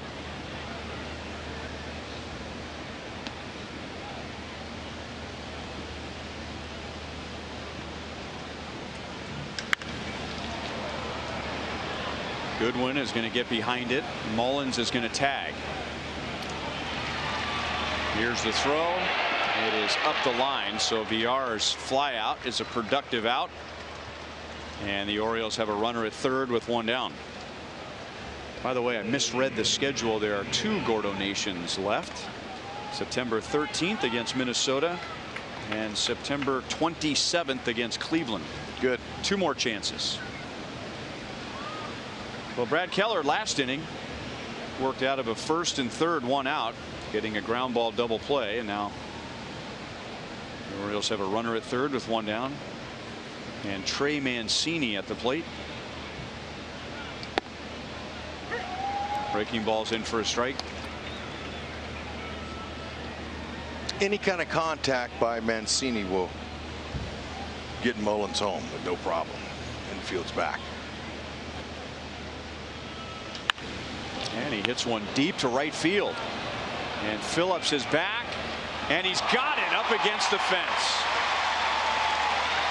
He fires it home, probably on pure adrenaline, but there was no chance to get Mullins. But that's a big play by Phillips in right. It is now 3-2 Royals leading. I don't believe. I think maybe one time there's been a ball dropped in front of Phillips, but he can make the plays, man. Look at something. He didn't have to take a direct route either. Look how he got twisted up a little bit. That's athleticism. Now he misjudged it, but he's able to use his lower half, which I like to call the motor. That's your feet. He's moving the motor, and he's staying with the ball, keeping his head right on it. Glove with an excellent play. Keller was pumped about that. That was extra bases. He brought one of his teammates out of their seat in the bullpen after he made that catch. Out of their seat and off their feet. I like it. Who was that? I don't know, but I like it. That's enthusiasm. It looked like that play wasn't going to be made.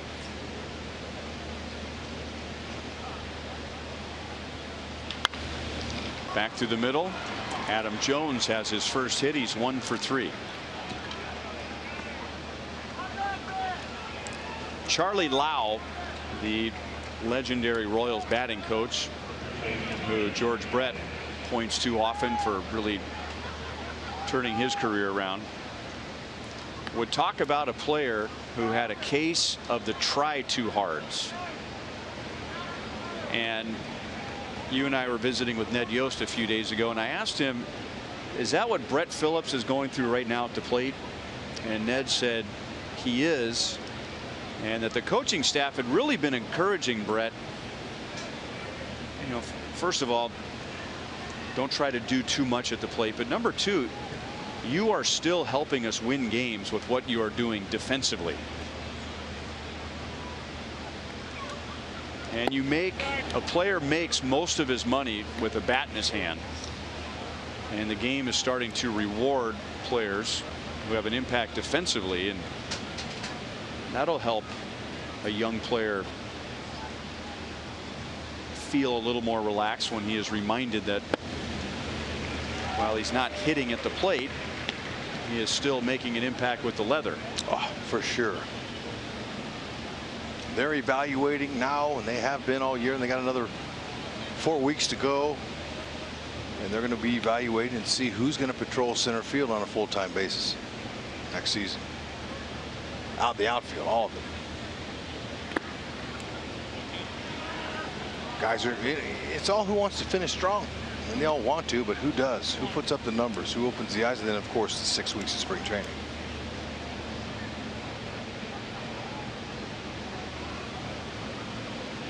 But if you look at the athletes that are on the field right now, Man, it's enough to get you excited. Right now, you have an athlete at every position on the infield and in the outfield. All right. They're going to have to hit, but they are athletic on defense, and they all have the ability to take the extra base when they're on base. 3-1 on Chris Davis. Oof. There's that swing. Davis, I talked about 283 career home runs. Four-seamer, right in the middle. He challenged him. See that launch angle he has? That's a home run swing.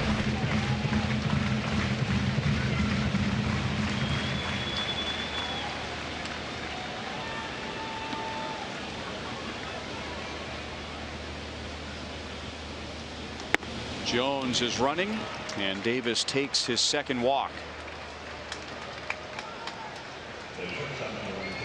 And those are the only 2 walks issued by Brad Keller tonight.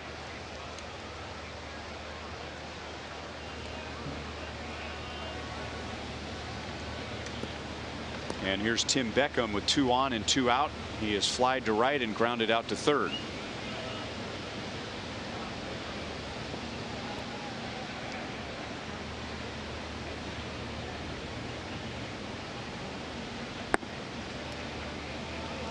Down and away with a slider.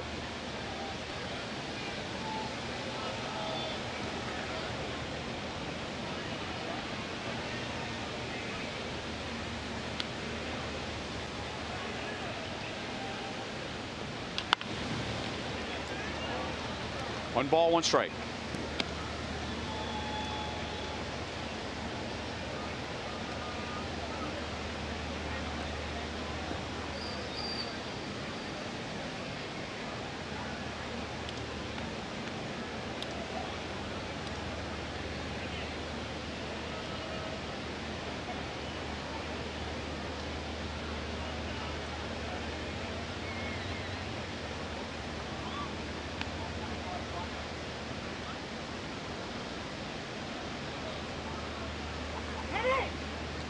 Timeout had just been called.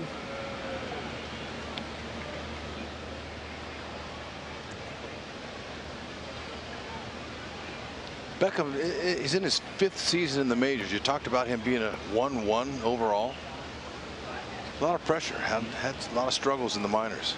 Some pressure on him, you know. He's got a good opportunity to come here to Baltimore. Play shortstop. They had J.J. Hardy for a long time. That wasn't working out for him. 96 miles an hour.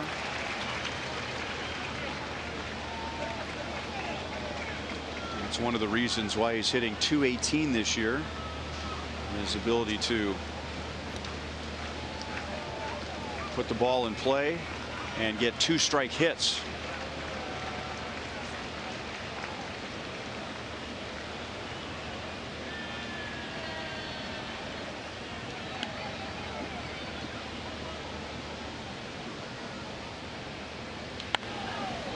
Back into the screen. 1 ball, 2 strikes. Well, he was the first overall pick in 08. He didn't get to the big leagues until 13, and that was just 5 games. Did not play in the big leagues at all in 14, and then finally got some playing time in 15. And you wonder how much that's just a cloud hovering over you when you're a 1-1, a first overall pick, and no matter what you do, it's not going to be good enough. It's pressure. Probably helped for him to put on a different uniform. Sure did. 2 balls and 2 strikes.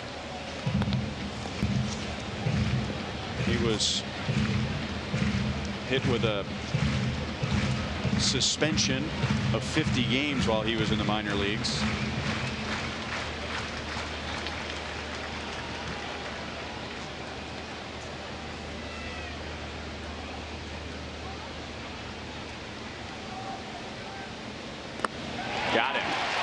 Got him to swing at a pitch that wasn't even close to being a strike. So the Orioles get 1 and only 1 thanks to the great play in right field by Brett Phillips.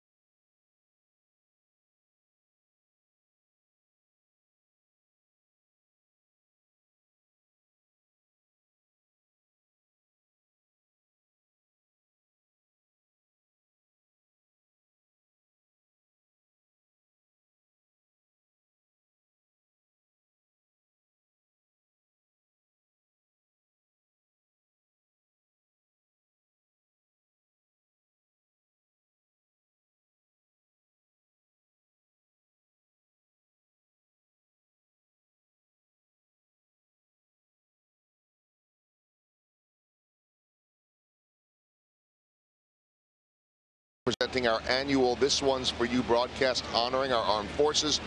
And this year, a little something special as the Royals and Fox Sports Kansas City, along with the USO, are joining together. George Beck, Brett Saberhagen, Reggie Sanders, Mike Sweeney, heading out to the Middle East to visit troops that are deployed overseas, including the Missouri National Guard 35th Combat Aviation Brigade out of Sedalia, Missouri. This One's For You is September 11th on Fox Sports Midwest. And guys, I've always had the chance to be in the stands interviewing the families, but get a chance to experience it from the other end, and we'll be visiting with those players, with those troops, showing you a little bit of what life is like there for them. So really excited and honored to be a part of this. That'll be great. I can't wait.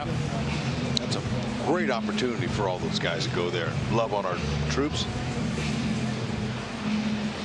Well, Carol Summers from Smithville, you have the right guy at the plate in our Sonic Slam inning.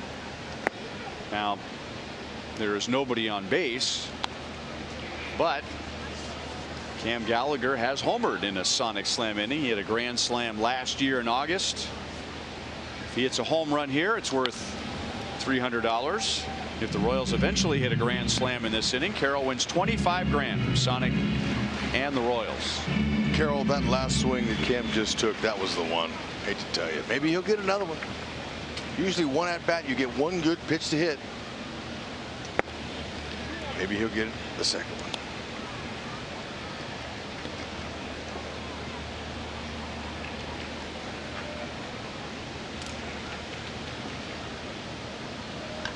There it goes into the left field corner. Fair ball, home run, Sonic Slam.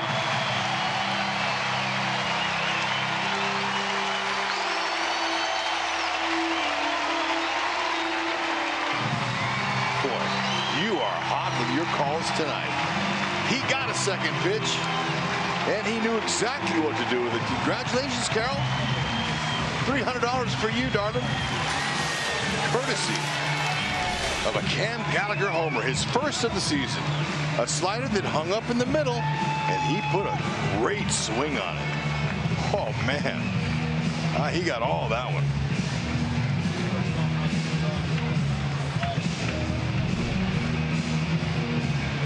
And now the Orioles make a Chevy call to the bullpen with one out in the 6th inning.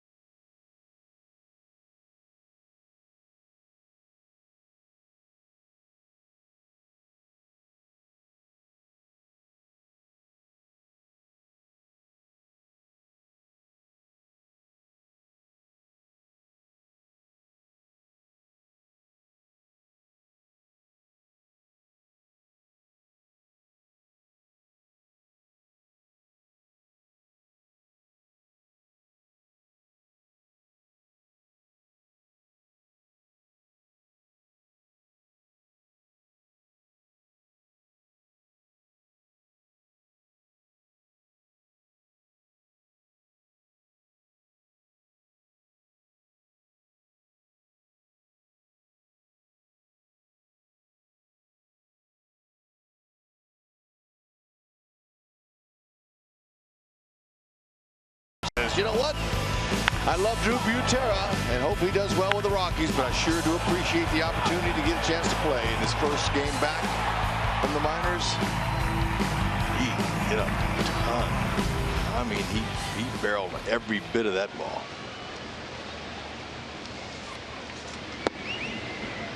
Slider for a strike from Jeffrey Ramirez. His ERA is over 6 in 11 appearances. He's made 9 starts. He has walked 27 in 46 innings. Young, 24 years old, 90 to 96 with that fastball, 83 to 85 with a slider and a change. His changeup might be his best pitch. I believe it is. Come back in there.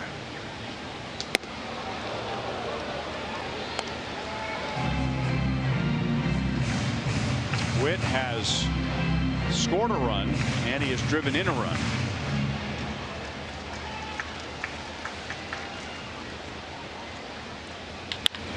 And now a line drive base hit into left field. Another 2 hits tonight. And 158 for the season. Time for our sprint trivia question.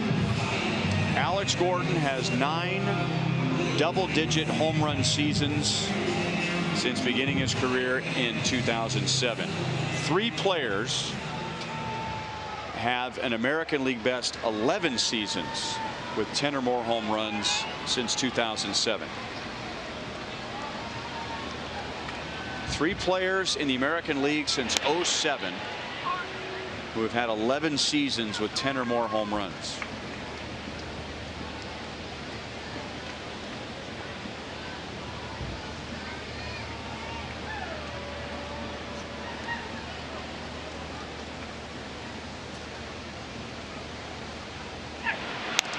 What do you think about Miguel Cabrera, maybe?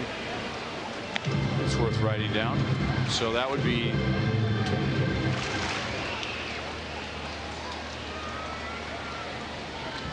see here, see in the American League. It's American League, right? How about Nelson Cruz? How about Nelly Cruz? okay. So that's 10 or more home runs in 11 of the last 12 years. So you're doing it just about every year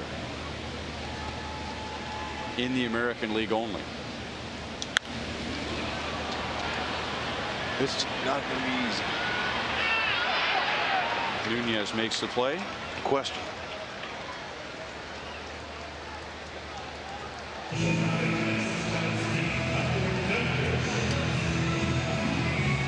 Well, what about Adam Jones? Put him down.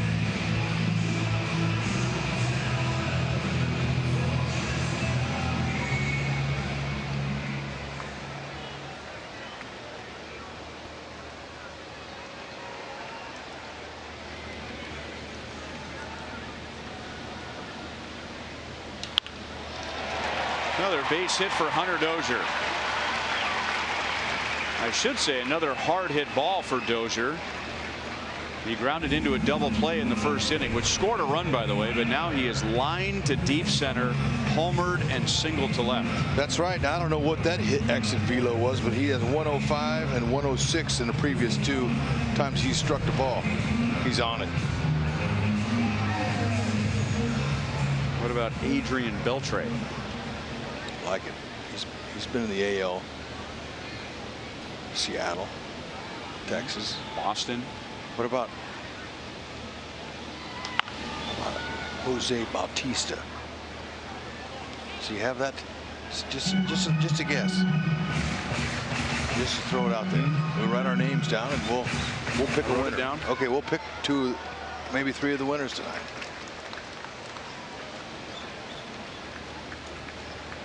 You might could tell us. He's a pretty good sunflower seed eater, isn't he? Because, you know, you get a lot of practice. He's one of the best sunflower seed eaters in right field tonight. Oh, without a doubt.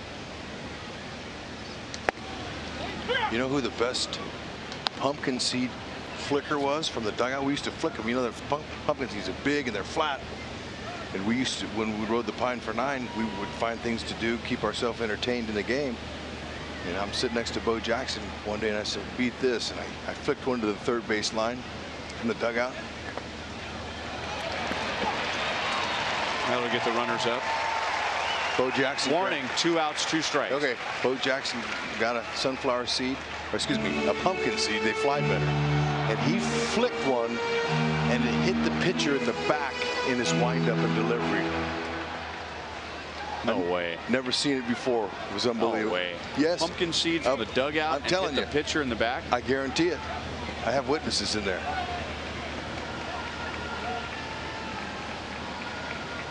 Get Keller another lead, a bigger lead. How about that? Ooh, that one almost got away. 2 balls, 2 strikes. You mentioned that Ramirez is having some control issues. Caleb Joseph, man, he's scrambling back there.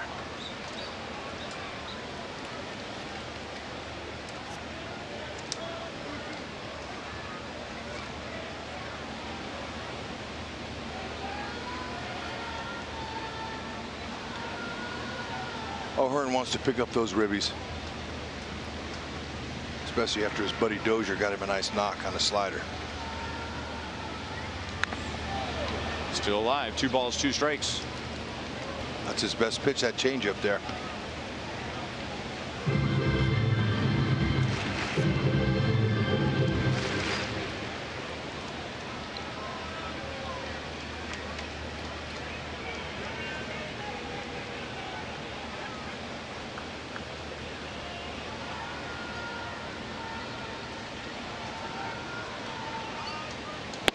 Way inside.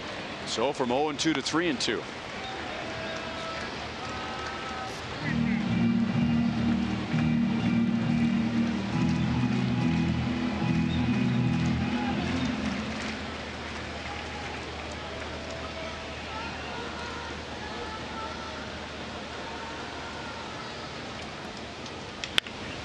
And that's a base hit into left field. So he gets the RBIs. Merrifield to the plate. Dozier to the plate. And the Royals take a 6-2 lead in the 6th inning.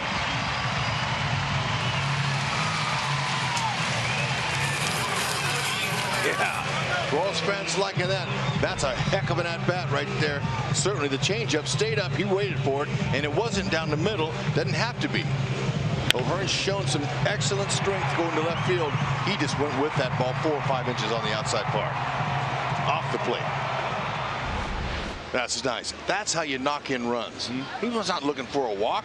He wants to knock the runs in. Or try and pull that ball and hit a 3-run home run. No, he's just trying to knock him in. It doesn't have to be down the middle. That ball was 4 inches off outside. Like it.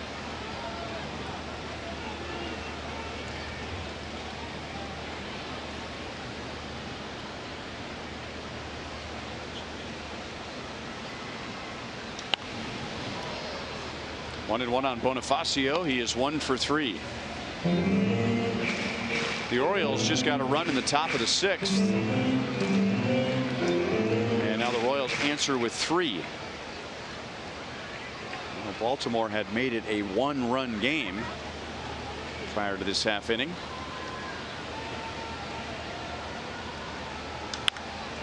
Off the end of the bat. Mullins comes in and makes the play in front of Rickard to end the inning. Gallagher homers. O'Hearn drives in 2. And Brad Keller's back to the mound with a 4-run lead to the 7th inning.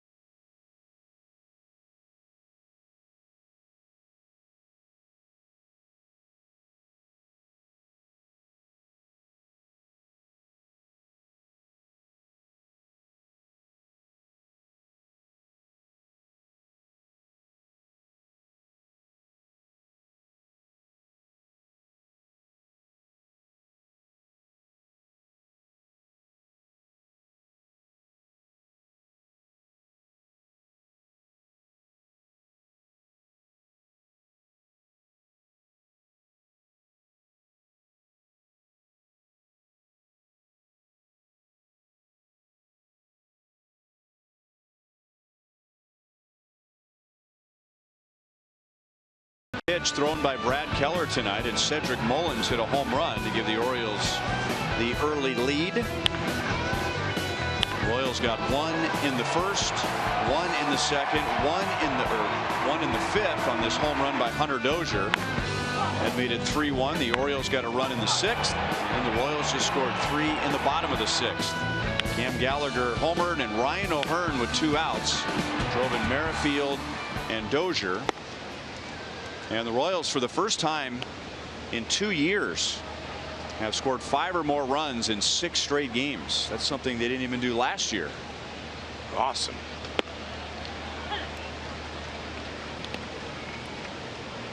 You know, they're finally understanding. They're finally just trying to stay within themselves, going out and reacting, let the bat carry, or that ball carry off the barrel.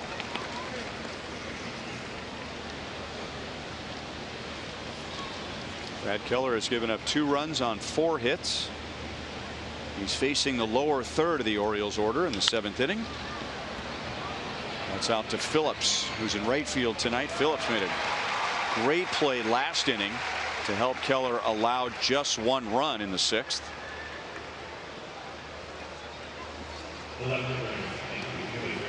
And that'll bring up Joey Rickard, number 8 hitter.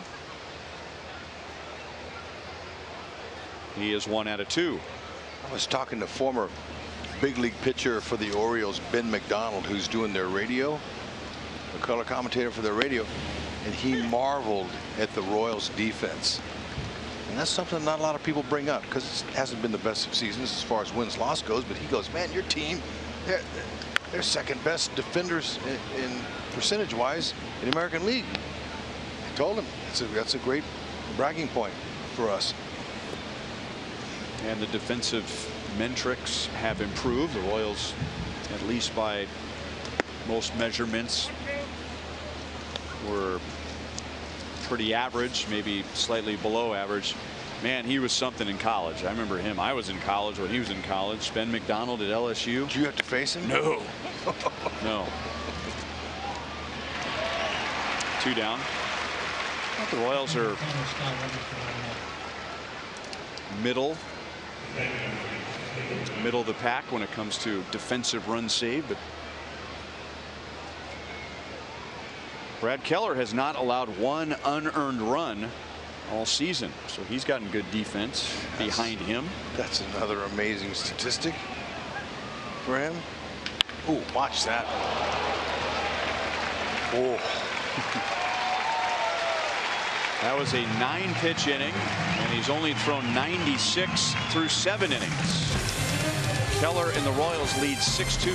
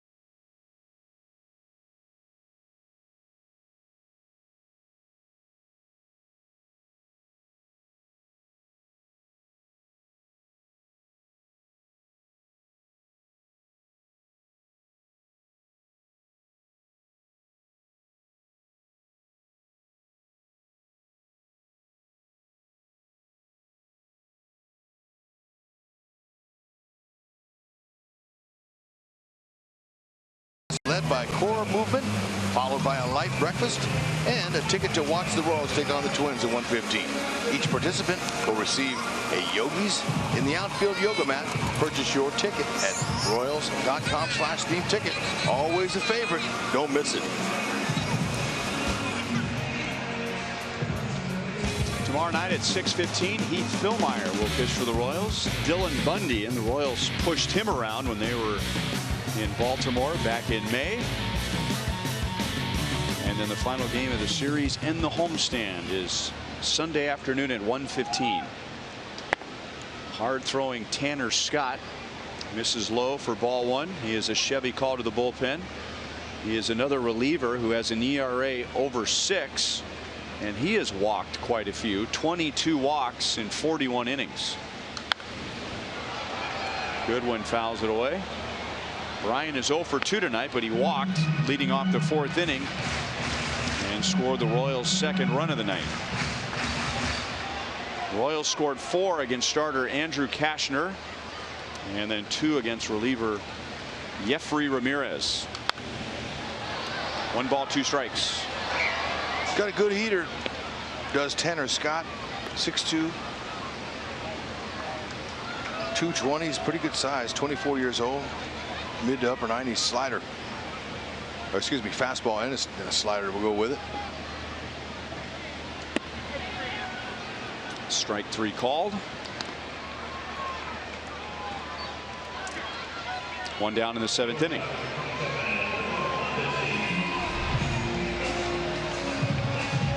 .91-mile-an-hour slider. That's pretty good.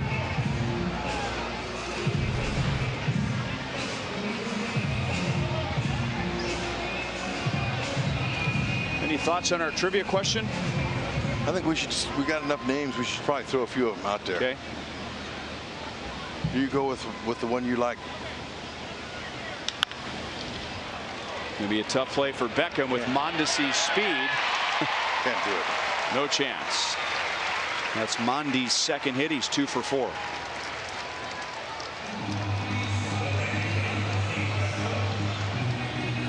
Since Alex Gordon began his career in 2007, when he hits another home run, he'll have 9 seasons with 10 or more home runs. 3 players in the American League during that time span have had 11 with 10 or more home runs.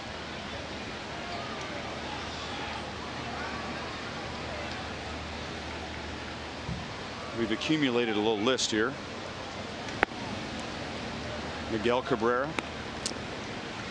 Now that would have to include this year because his first year was 08. I think he had 10 this year. Nelson Cruz, Adam Jones, Adrian Beltre. There goes Mondesi. And he got knocked by Beckham on the way down. Beckham was going up to receive that high throw, and Mondesi has 13 stolen bases since the All-Star break. That leads the major leagues. 18th overall. That was no contest. I don't think a perfect throw would have gotten him.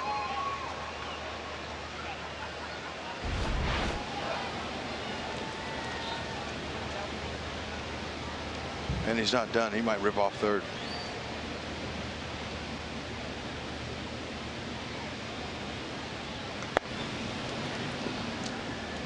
One and 2 on Phillips. You mentioned Jose Bautista. Well, I'm not sure. That's not a bad guess. I really like. What about Victor Martinez? Yeah, he's had a few years cut significantly by injury.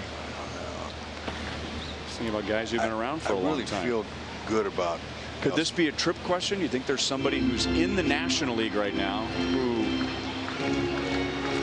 It could be. Let's not overthink it. Let's just go right now. Let's go with Nelson Cruz. That's a good fit, I think. All right, Nelson Cruz, strike 1. Okay, Kevin Cedergren, who's back from some time off, is being generous tonight. Look at there he goes. Line drive to center field. He's going to have to hustle back now. He retouched. Good drive by Phillips. Good swing. How could, man, I'm sorry. Anyway, Kevin Cedergren said it is not someone who's in the National League now, but accomplished it in the American League. Okay. What about Beltre? Absolutely. What about Adam Jones? He's had a long career, and he's been healthy most of it. You say Adam Jones. Okay. Adam Jones. Strike 2. Wow. This is harder than I thought it was going to be. No, he retouched. Jerry Lane was right there. I watched him retouch. They appealed over at third base.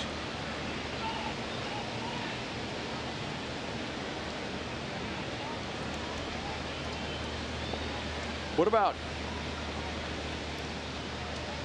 Dustin Pedroia? Could be kind of a dark horse. You know, he didn't hit a lot of home runs, but he's been injured too much.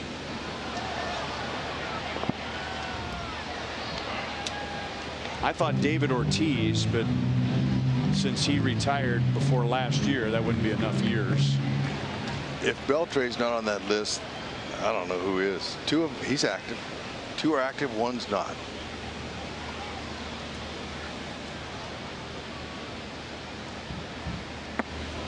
No balls, 2 strikes. Well then, Torrey Hunter. So 7. How about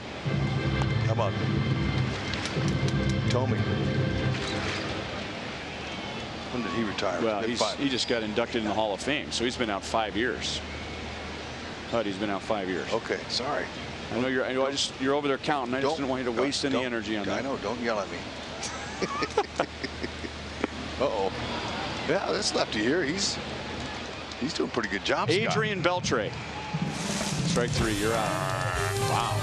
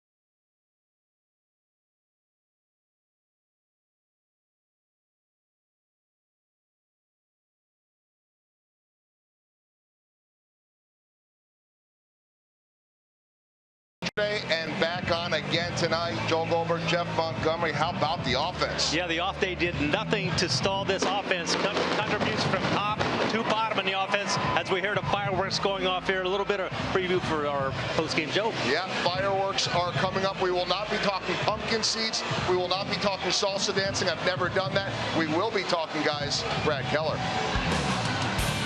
Well, let's talk some Brad Keller right now. Our Pizza Ranch for the win pitching line. 7 innings. He has allowed only 4 hits, 2 runs, and he's gotten some very good defense, including a nice play of his own. And he has a 4-run lead, and Ned Yost sends him back out there for the 8th, and it's the top of the order, beginning with Cedric Mullins, who led off the game with a home run. He also has a double and a run scored tonight. And Keller has thrown 97 pitches.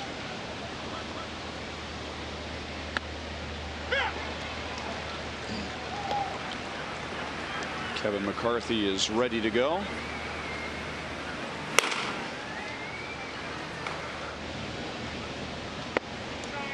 How about Robinson Cano?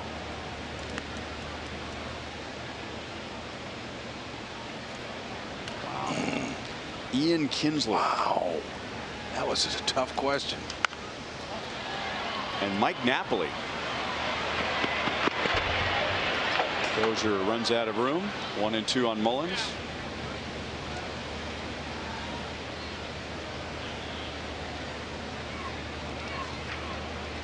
He has pitched 8 innings once, and it was an 8-inning complete game in a 1-0 loss to James Paxton and the Mariners on July the 1st.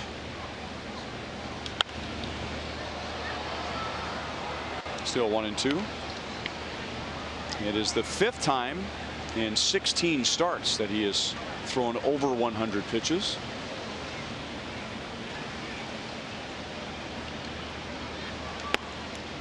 Two balls, 2 strikes. And his season high is 109 pitches. That was over 2 months ago.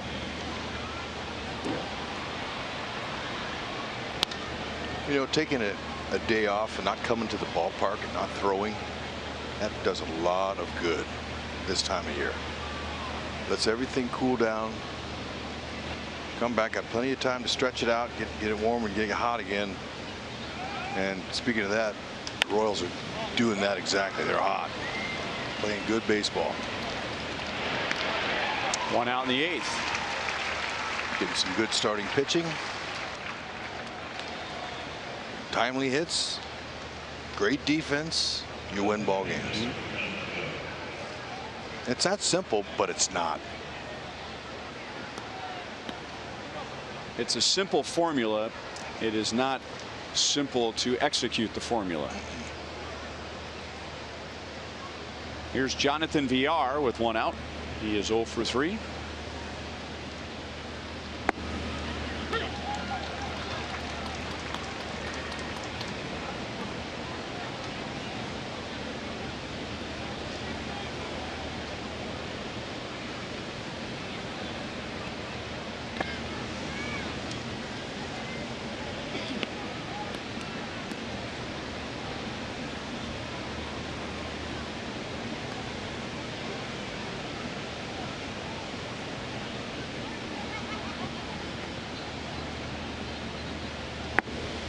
Two balls, 1 strike.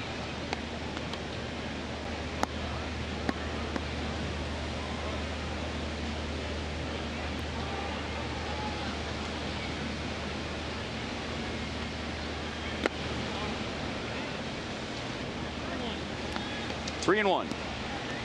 And this next pitch will tie his career high as a big leaguer.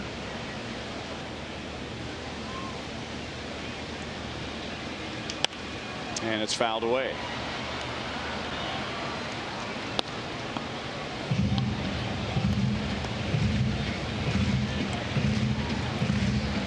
Well, your key tonight was ground ball outs. And he's gotten his share of ground ball outs, but he has been a fly ball pitcher tonight. Because he has been up on occasion. Soft liner over to O'Hearn. And so long as he's getting outs, Ned Yost will leave him in the game. And now they're 2 down in the 8th inning.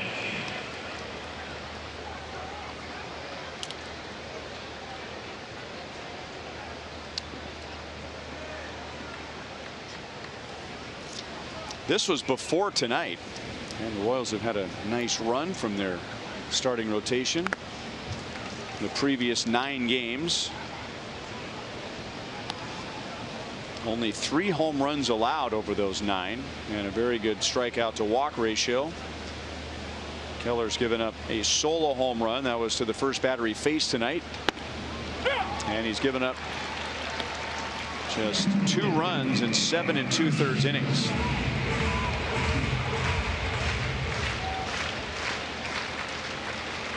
You know, the run support has been outstanding.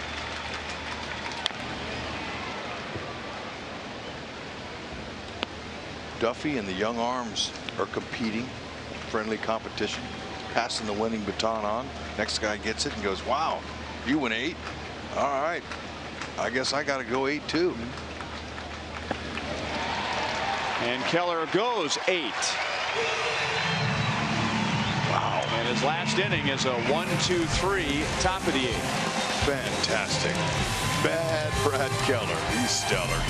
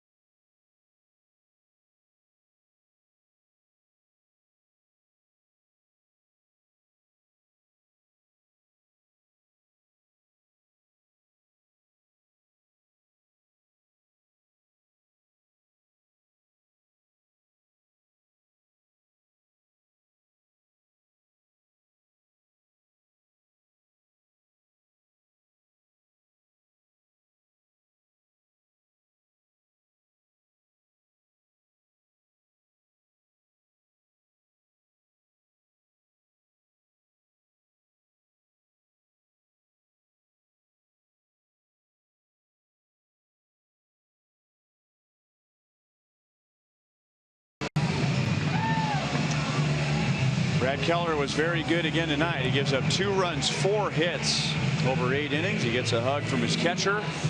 And from tomorrow's starter, Heath Philmeyer, KT, Kyle Turner.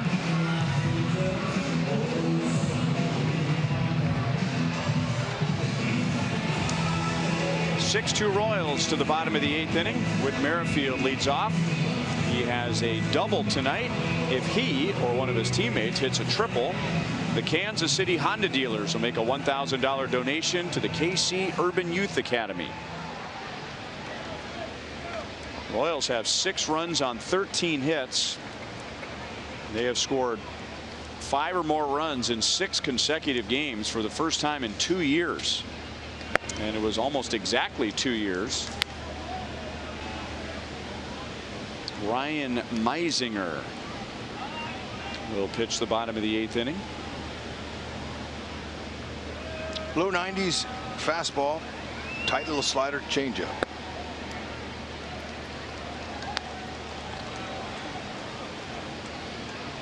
He is a Maryland native and has been an Orioles fan since he can remember. And he became the 24th Maryland native to play for the Royals when he made his debut this year. It's got to be a great feeling for him.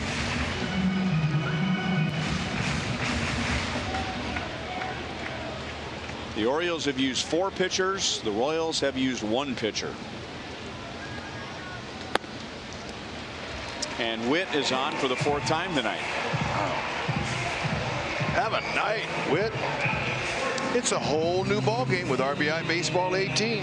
RBI Baseball 18 delivers an all-new franchise mode and much more. RBI Baseball 18 is available now.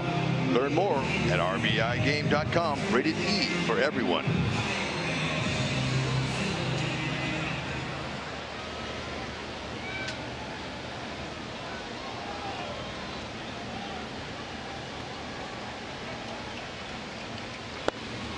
Alex is fooled by that Meisinger delivery. He is 1 for 4 tonight.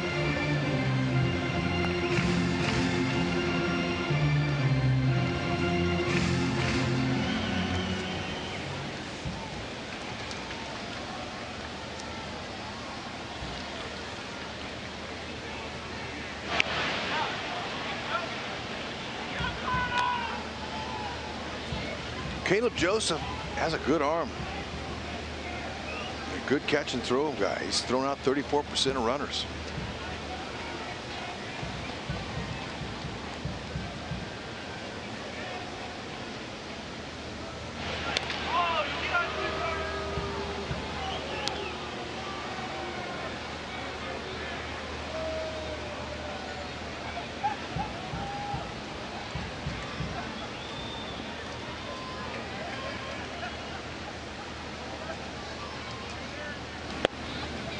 Down the middle for a strike, 0-2.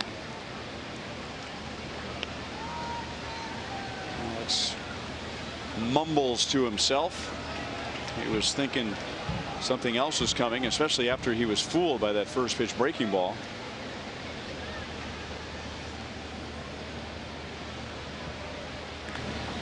And that'll skip away from Joseph and get Merrifield to second base. So just curious, I was asking Alex before the game, what does Alex Gordon do on an off day? And I'm thinking he's going to think of himself, maybe get in a pool somewhere to cool down his body. I was totally wrong. He said, I have a charity event I went to yesterday. I had parent-teacher conference, and I went home. My wife and I had a bottle of wine. I go, wow, nothing for you. I mean, you know, nothing rehab or, you know, anything like that. No, that was his day yesterday. Good for him. Giving, spending time with others.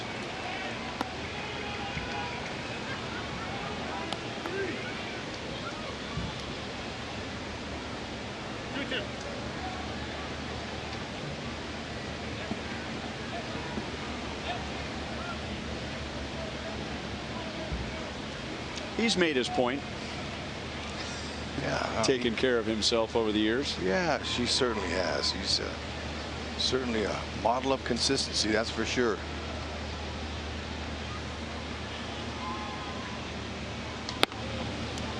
Three and two.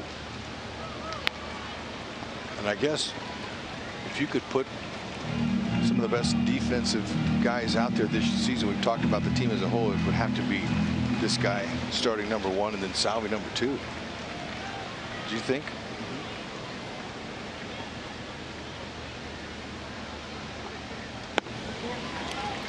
Back-to-back walks. This one was a little more painful because Alex was down in the count 0-2 and Meisinger let him get away. And now he's going to get Hunter Dozier, who has 3 hard hit at bats out of his 4 tonight. Roger McDowell is going to go out and have a chat with Meisinger before that matchup.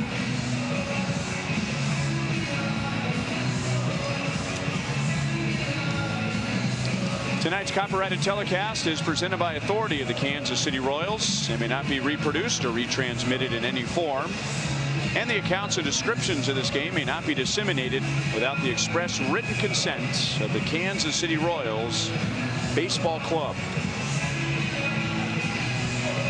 Ryan Lefevre, Rex Hudler with Joel Goldberg and Jeff Montgomery.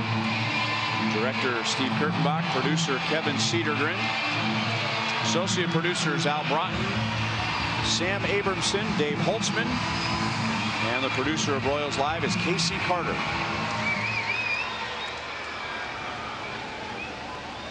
Roger McDowell, pitching coach for Buck Showalter in the Orioles, probably said, be careful.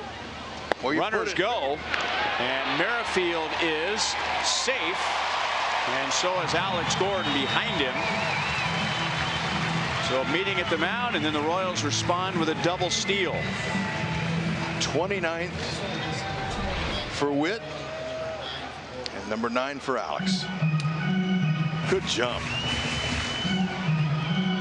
Got it with no problem. You know, the young man playing third base, Nunez, is going to have to learn how to keep that tag on the runner, because Witt's foot did come off at one particular point, but that's if your body allows you to do that. It looked like he was way off the base. See, now his knee is on top of the base and he's fallen forwards, but he couldn't keep his glove on him. He had to catch his balance.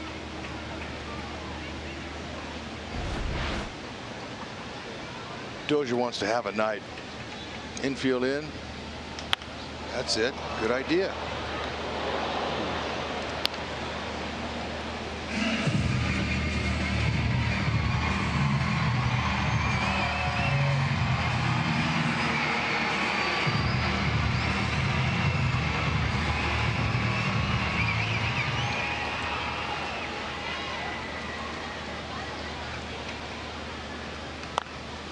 Didn't mean to do it. Fastball riding in on his hands. 1 ball, 2 strikes.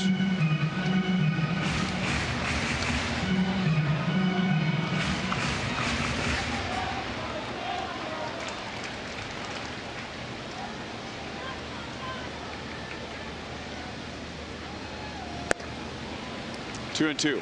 Dozier's already laid off 2 pitches in this at bat that I think he would have swung at a couple of weeks ago in a situation like this one. Well, for the longest time, his average with the runner in scoring position was under 100 even. Now he's better. Line to left field. Caught by Rickard with some forward momentum. Here comes Merrifield, and Dozier gets another RBI. 7-2 Royals in the 8th inning. Let's take a look and see a little pitch sequence what Meisinger was trying to do to him. Okay, he's going to lay off some pitches there. Runners at second and third. First base is open. Okay, now he didn't want to do that one there. Now he's got to protect. Ooh, that's a tough pitch to lay off of. He did. Oh, and a breaking ball. He got the meat of it right on it. Too bad he hit it right to him. Rickard made a pretty good throw. But because Witt and Alex were able to score, steal bases, that helped get Dozier that RBI.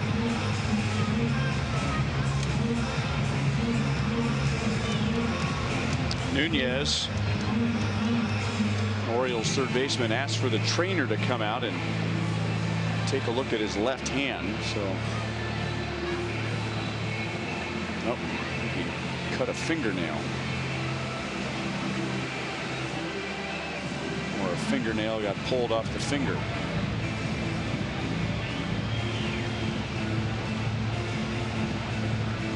Nothing a little athletic tape can't fix. That's right. It's on his glove hand. I wonder what.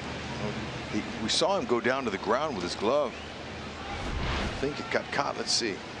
Oh, maybe on the Dozier slide.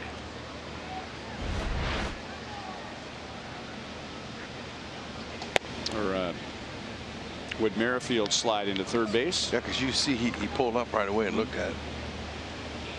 Caught him somehow, some way. Ryan O'Hearn has 2 hits and 2 RBIs.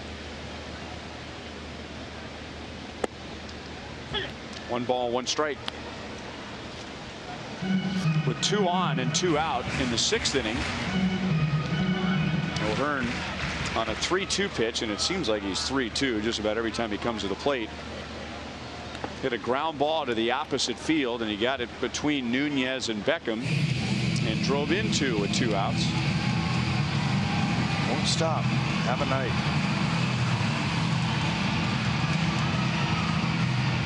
Today I saw Terry Bradshaw smile for the first time in a long time, and good for him. It is a tough job. It's his first year in the big leagues. He's had a tough season, and his guys are starting to figure it out. He's wanting them to compete in their at bats, put some good swings together, swing at your pitch, and I'm really happy for him. It's not been easy for him. Family's not with him. You know, that's tough when you're all by yourself at home and on the road. It can be tough. And the hitting coaching's job, you're in charge of 13 guys. Wow, get out. Blasted to left field. Rickard is back. It's gone. And Ryan O'Hearn hits another opposite field home run.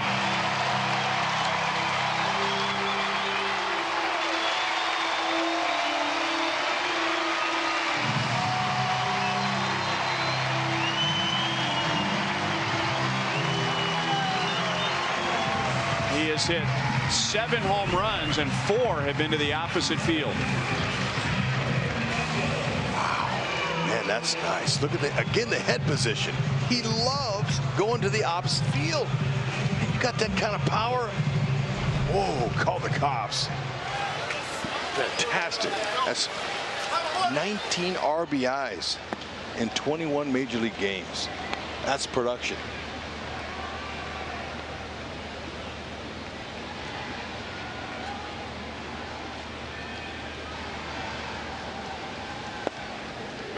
Oh, and 2 on Bonifacio.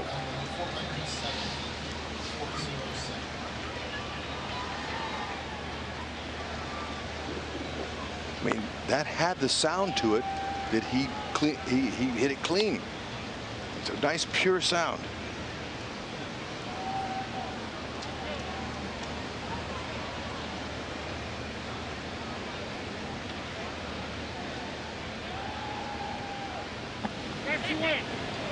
Bonifacio went around, and that is out number 2. Let's take a look at Ryan O'Hearn's 7th home run on the season. Exit velo squared it up. 407. That young man right there is fired up. He should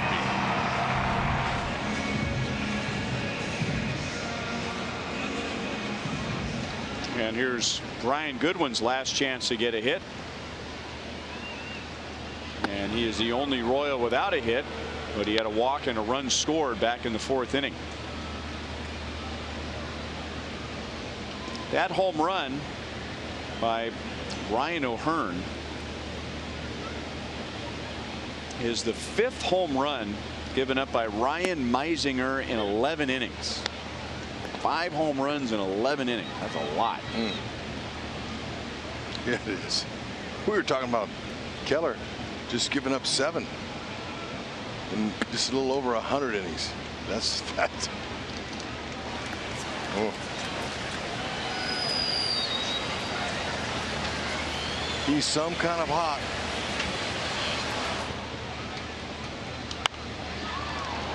Two and two. Well, Meisinger threw 200 innings this year. At that pace, he would allow 91 home runs. Good addition. And he gets back-to-back strikeouts to finish off the bottom of the 8th. But the Royals get a sac fly from Dozier. And then Dozier's buddy O'Hearn. It's a 2-run home run. He has driven in 4 tonight. How easy that looked.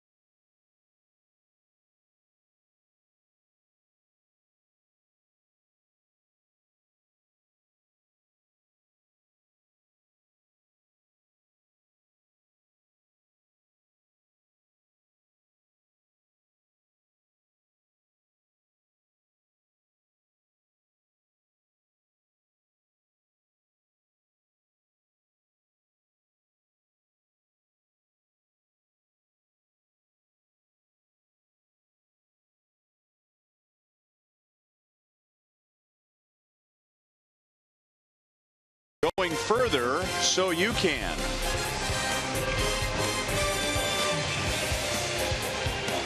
Well, it's been a game with a lot of home runs. Cedric Mullins set the tone. He led off the game with a home run. And then the Royals answered with 3.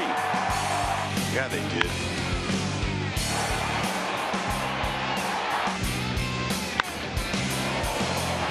Wow. That opposite field home run prowess of O'Hearn is impressive. So Kevin McCarthy will get the 9th inning with a 7-run lead. He'll pitch to Jones, Davis, and Beckham.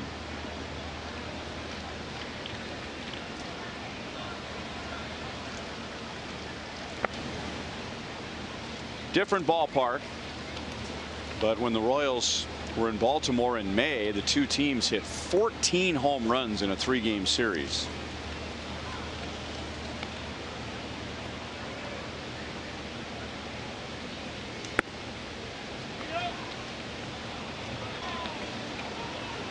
Jones had taken a page out of Edwin Encarnacion's book, asking for an appeal himself. Adrian Beltre. Adrian Beltre. Encarnacion, though, last weekend it backfired on him. Remember, he wanted an appeal. The umpire said he went around. Should be easy for Dozier. McCarthy, he's got a good sinking fastball too, like Keller. Sinker, slider, changeup, curve. Likes to work the ball down below the knees. Gets a lot of productive outs on the ground.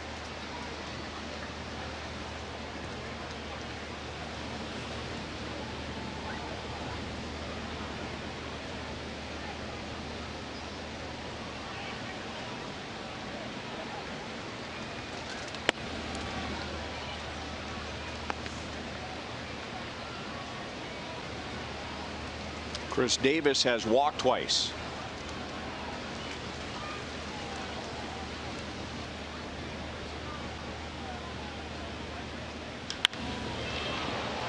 High and deep left center field. Goodwin is there with Gordon, and Alex makes the play. McCarthy gets the first two in the 9th inning.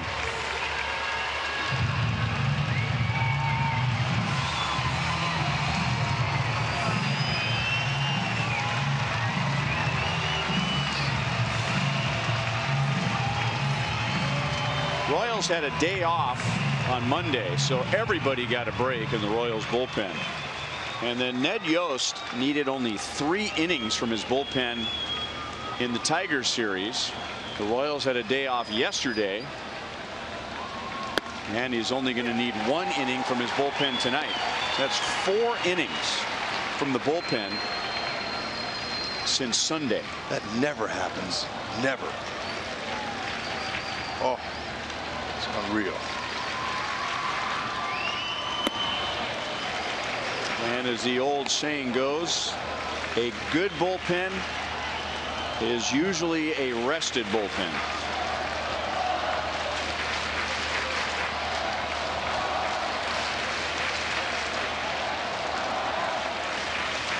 Also good to hear the fans coming back and let's go Royals chant here. Royals have had a difficult time at home this year, but not on this homestand.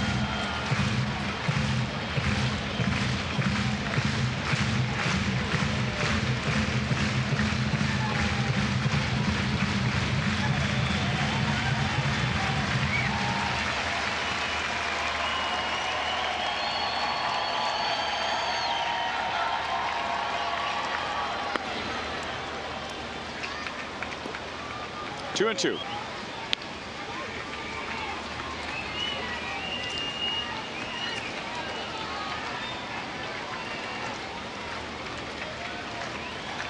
And McCarthy's rested. The last time he pitched was Sunday, and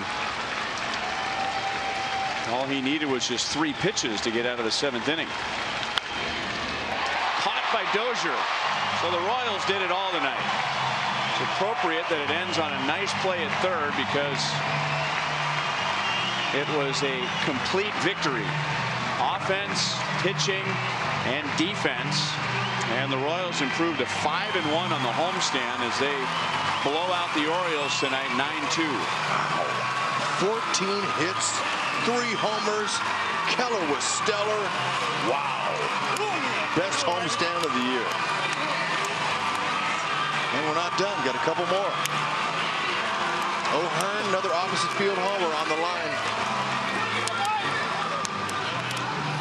Cam Gallagher said, hey, don't forget me.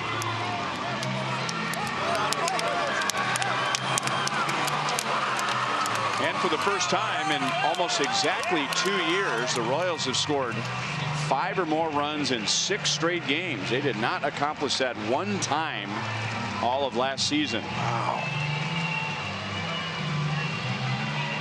And by sweeping the Tigers, the Royals won back-to-back series for the first time this year. And if they can win tomorrow or Sunday, it would be 3 consecutive series. Yeah, that's what I'm talking about.